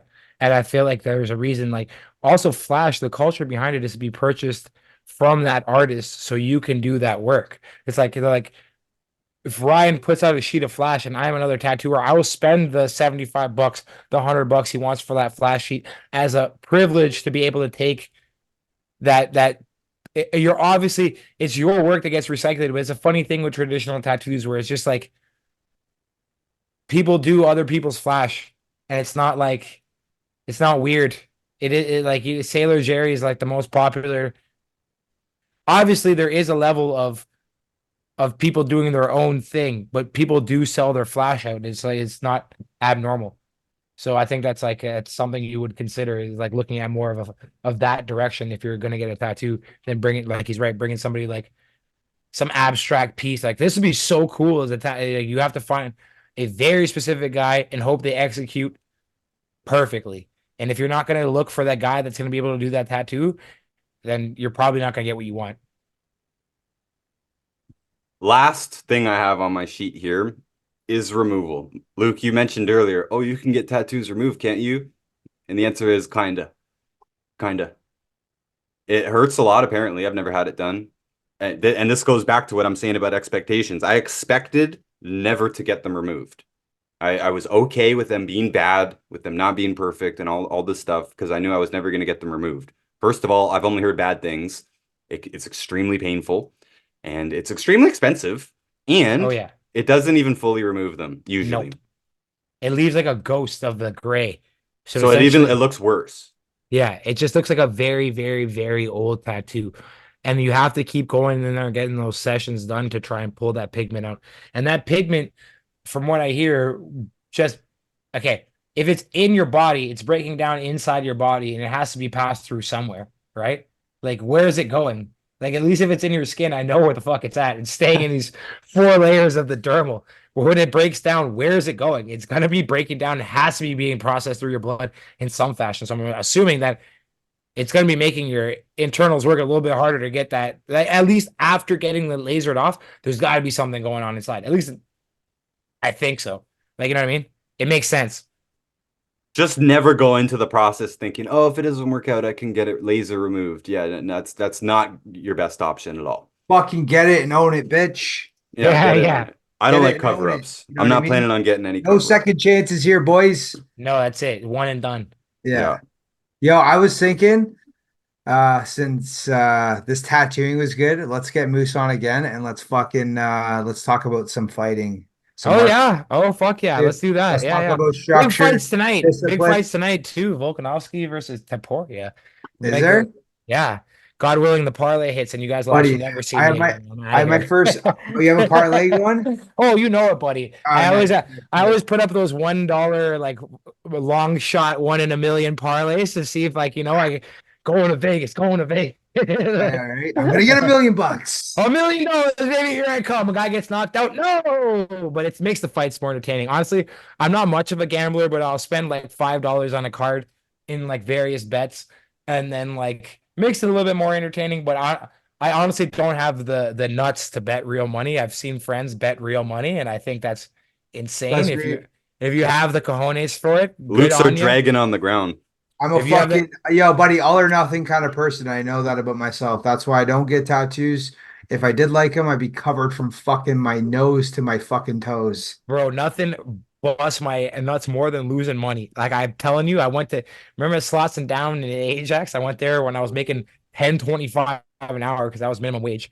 I lost $20 in 14 minutes. Under 15 minutes, bro. I lost $20. I was like, you know how long it took me to get that $20? It was 2 hours.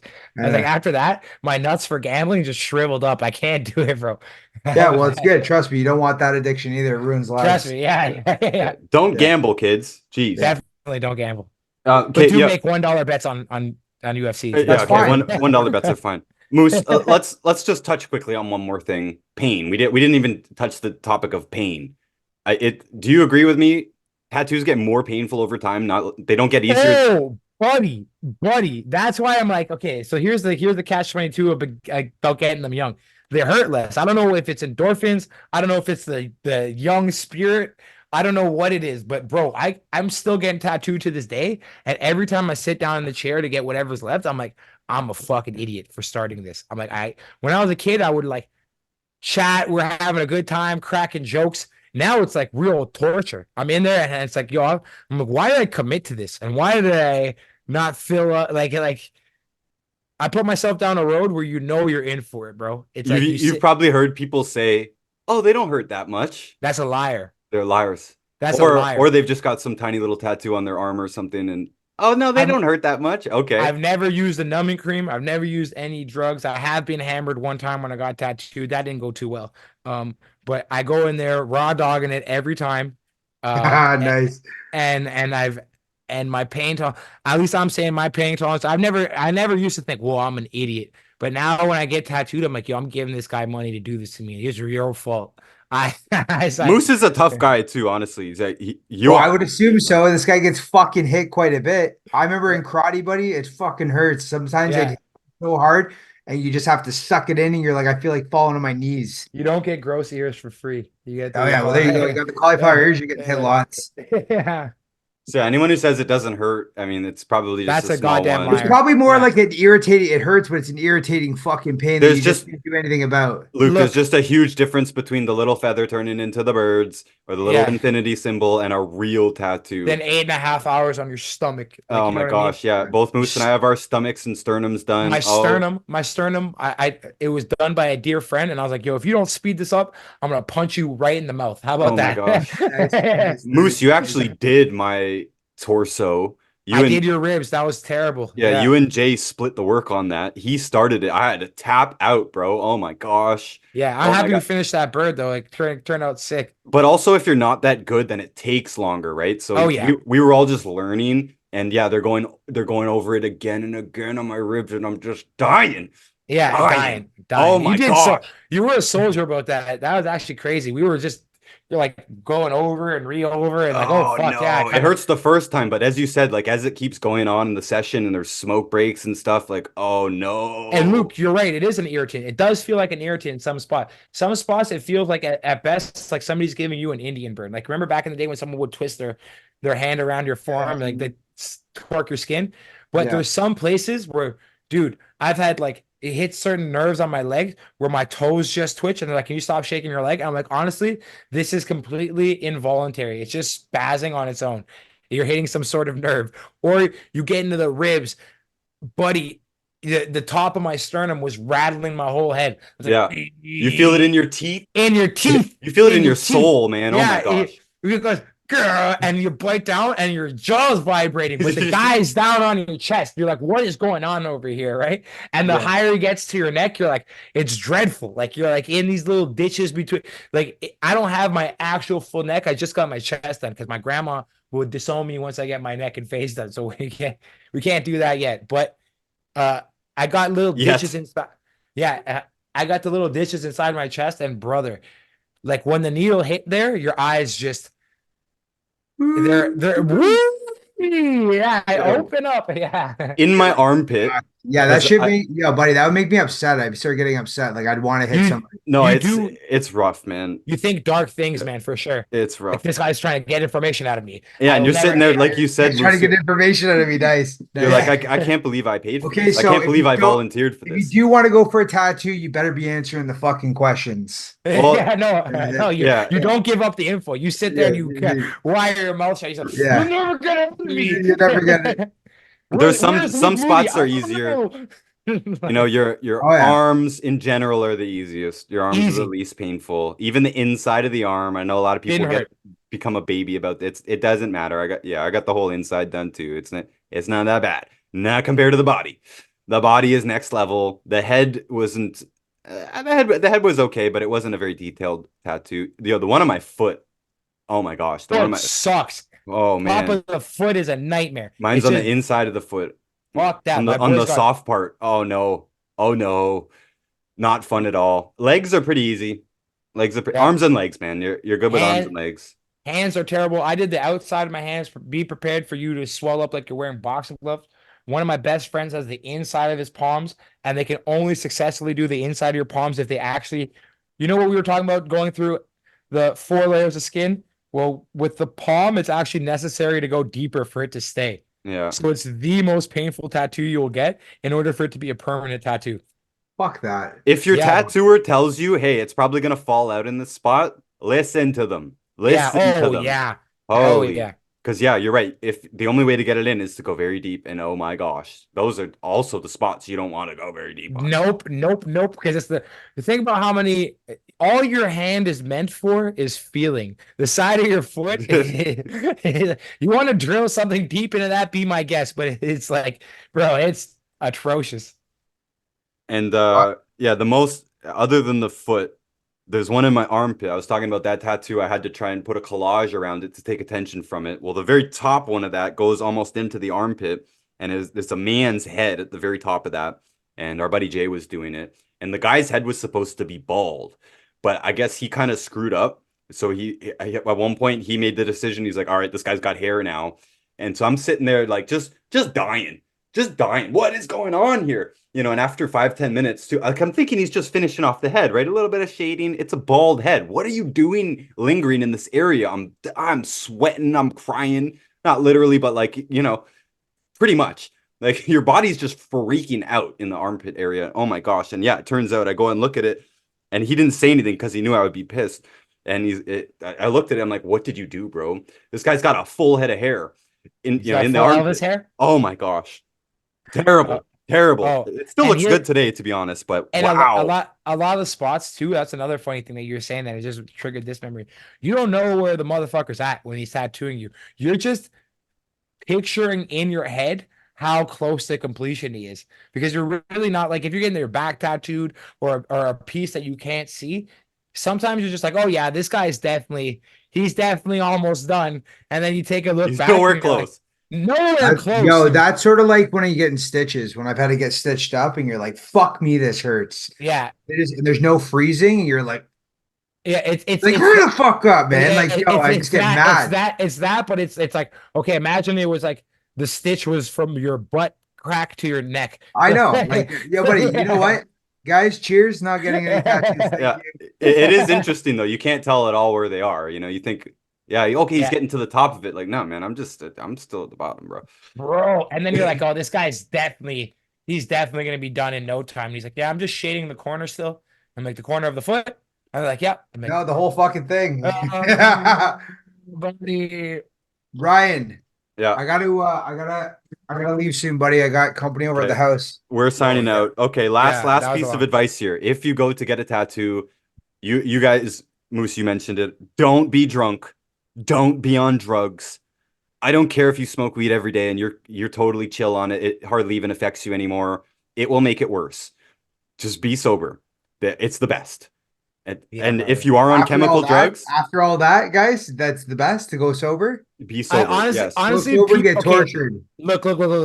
Here's the thing. I come from so I hear a lot of good things about numbing creams. I have personally never used one, right?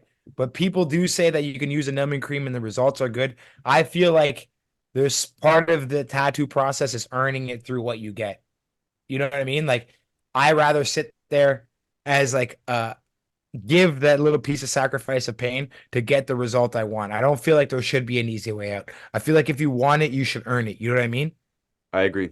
Yeah, I agree with that. And Yeah, so- but the main problem is if you're drunk or on drugs, you're gonna flop around, especially people on chemical drugs. Oh my gosh, we've had to kick people out, man. Like, yeah, I can't do this. You have to sober up and come back. You're flopping around like a fish. People will do like perkies or sleepers or try to fall asleep to just be like, oh, I'm gonna mellow. Dude, you twitch when you sleep. You move around. Yeah. It's like you're uncontrollable when you sleep. Definitely.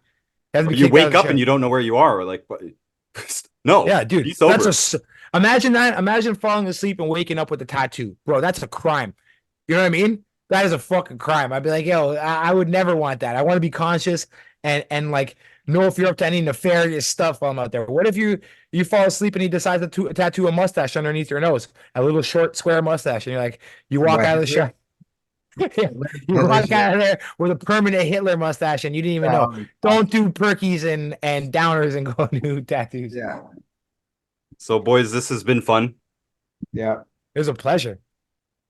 Let's Good to do have it. you on, Moose. Good to Dude, how long did we talk for? Like 4 hours? Yeah, we're past Yeah. 3 hours now. Moose, it was nice seeing you, buddy. I haven't seen you in It years. was really good seeing you too, Luke, buddy. You look great. You look friggin' rock solid. It must be the minerals, boys. You guys look all fantastically healthy. Everyone's crushing their 30s. You're looking great. Yeah. We're actually all 25. I feel 25.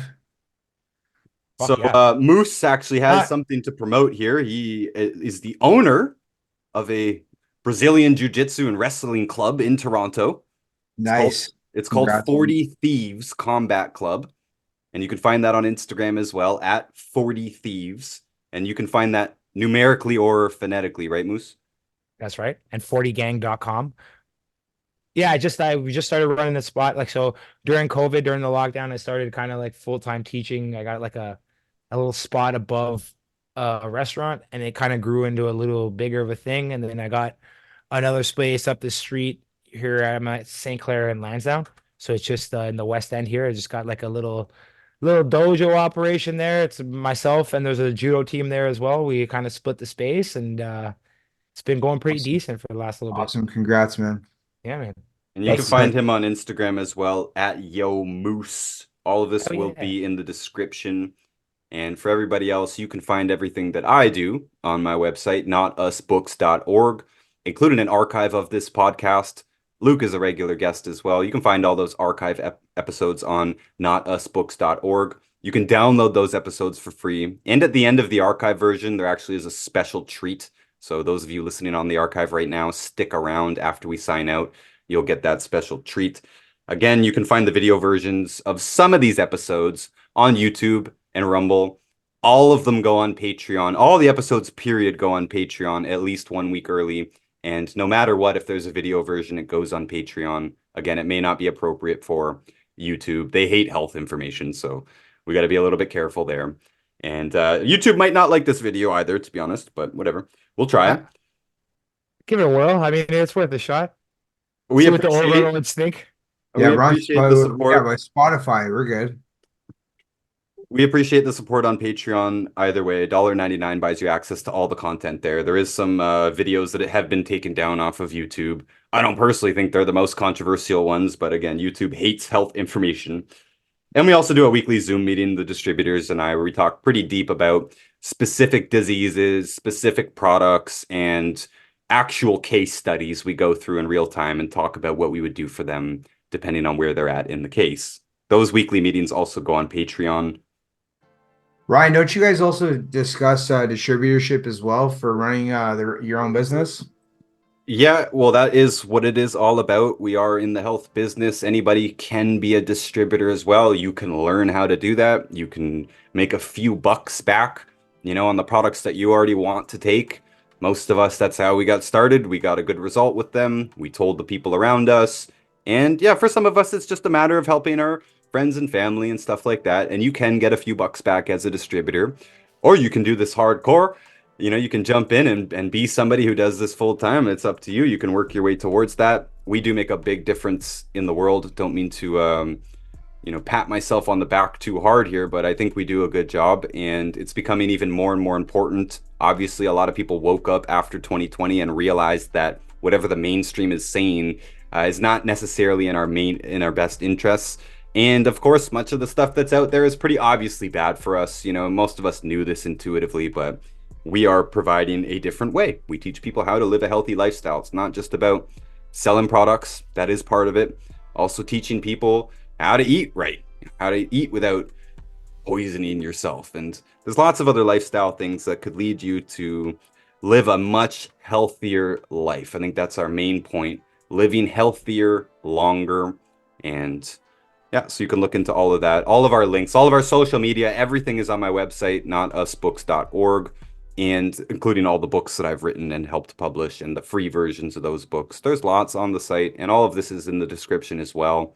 And other than that, guys, great seeing you, great talking to you. I think this is a great episode. Same. Yeah, it's a pleasure. Boys. Thank you. Real Thanks, fun. Moose. No problem, boys. Ryan, I appreciate you guys. Both of you have a great day. Yep. Yeah, you too, buddy. Have fun with your friends. Thank you. Appreciate you both.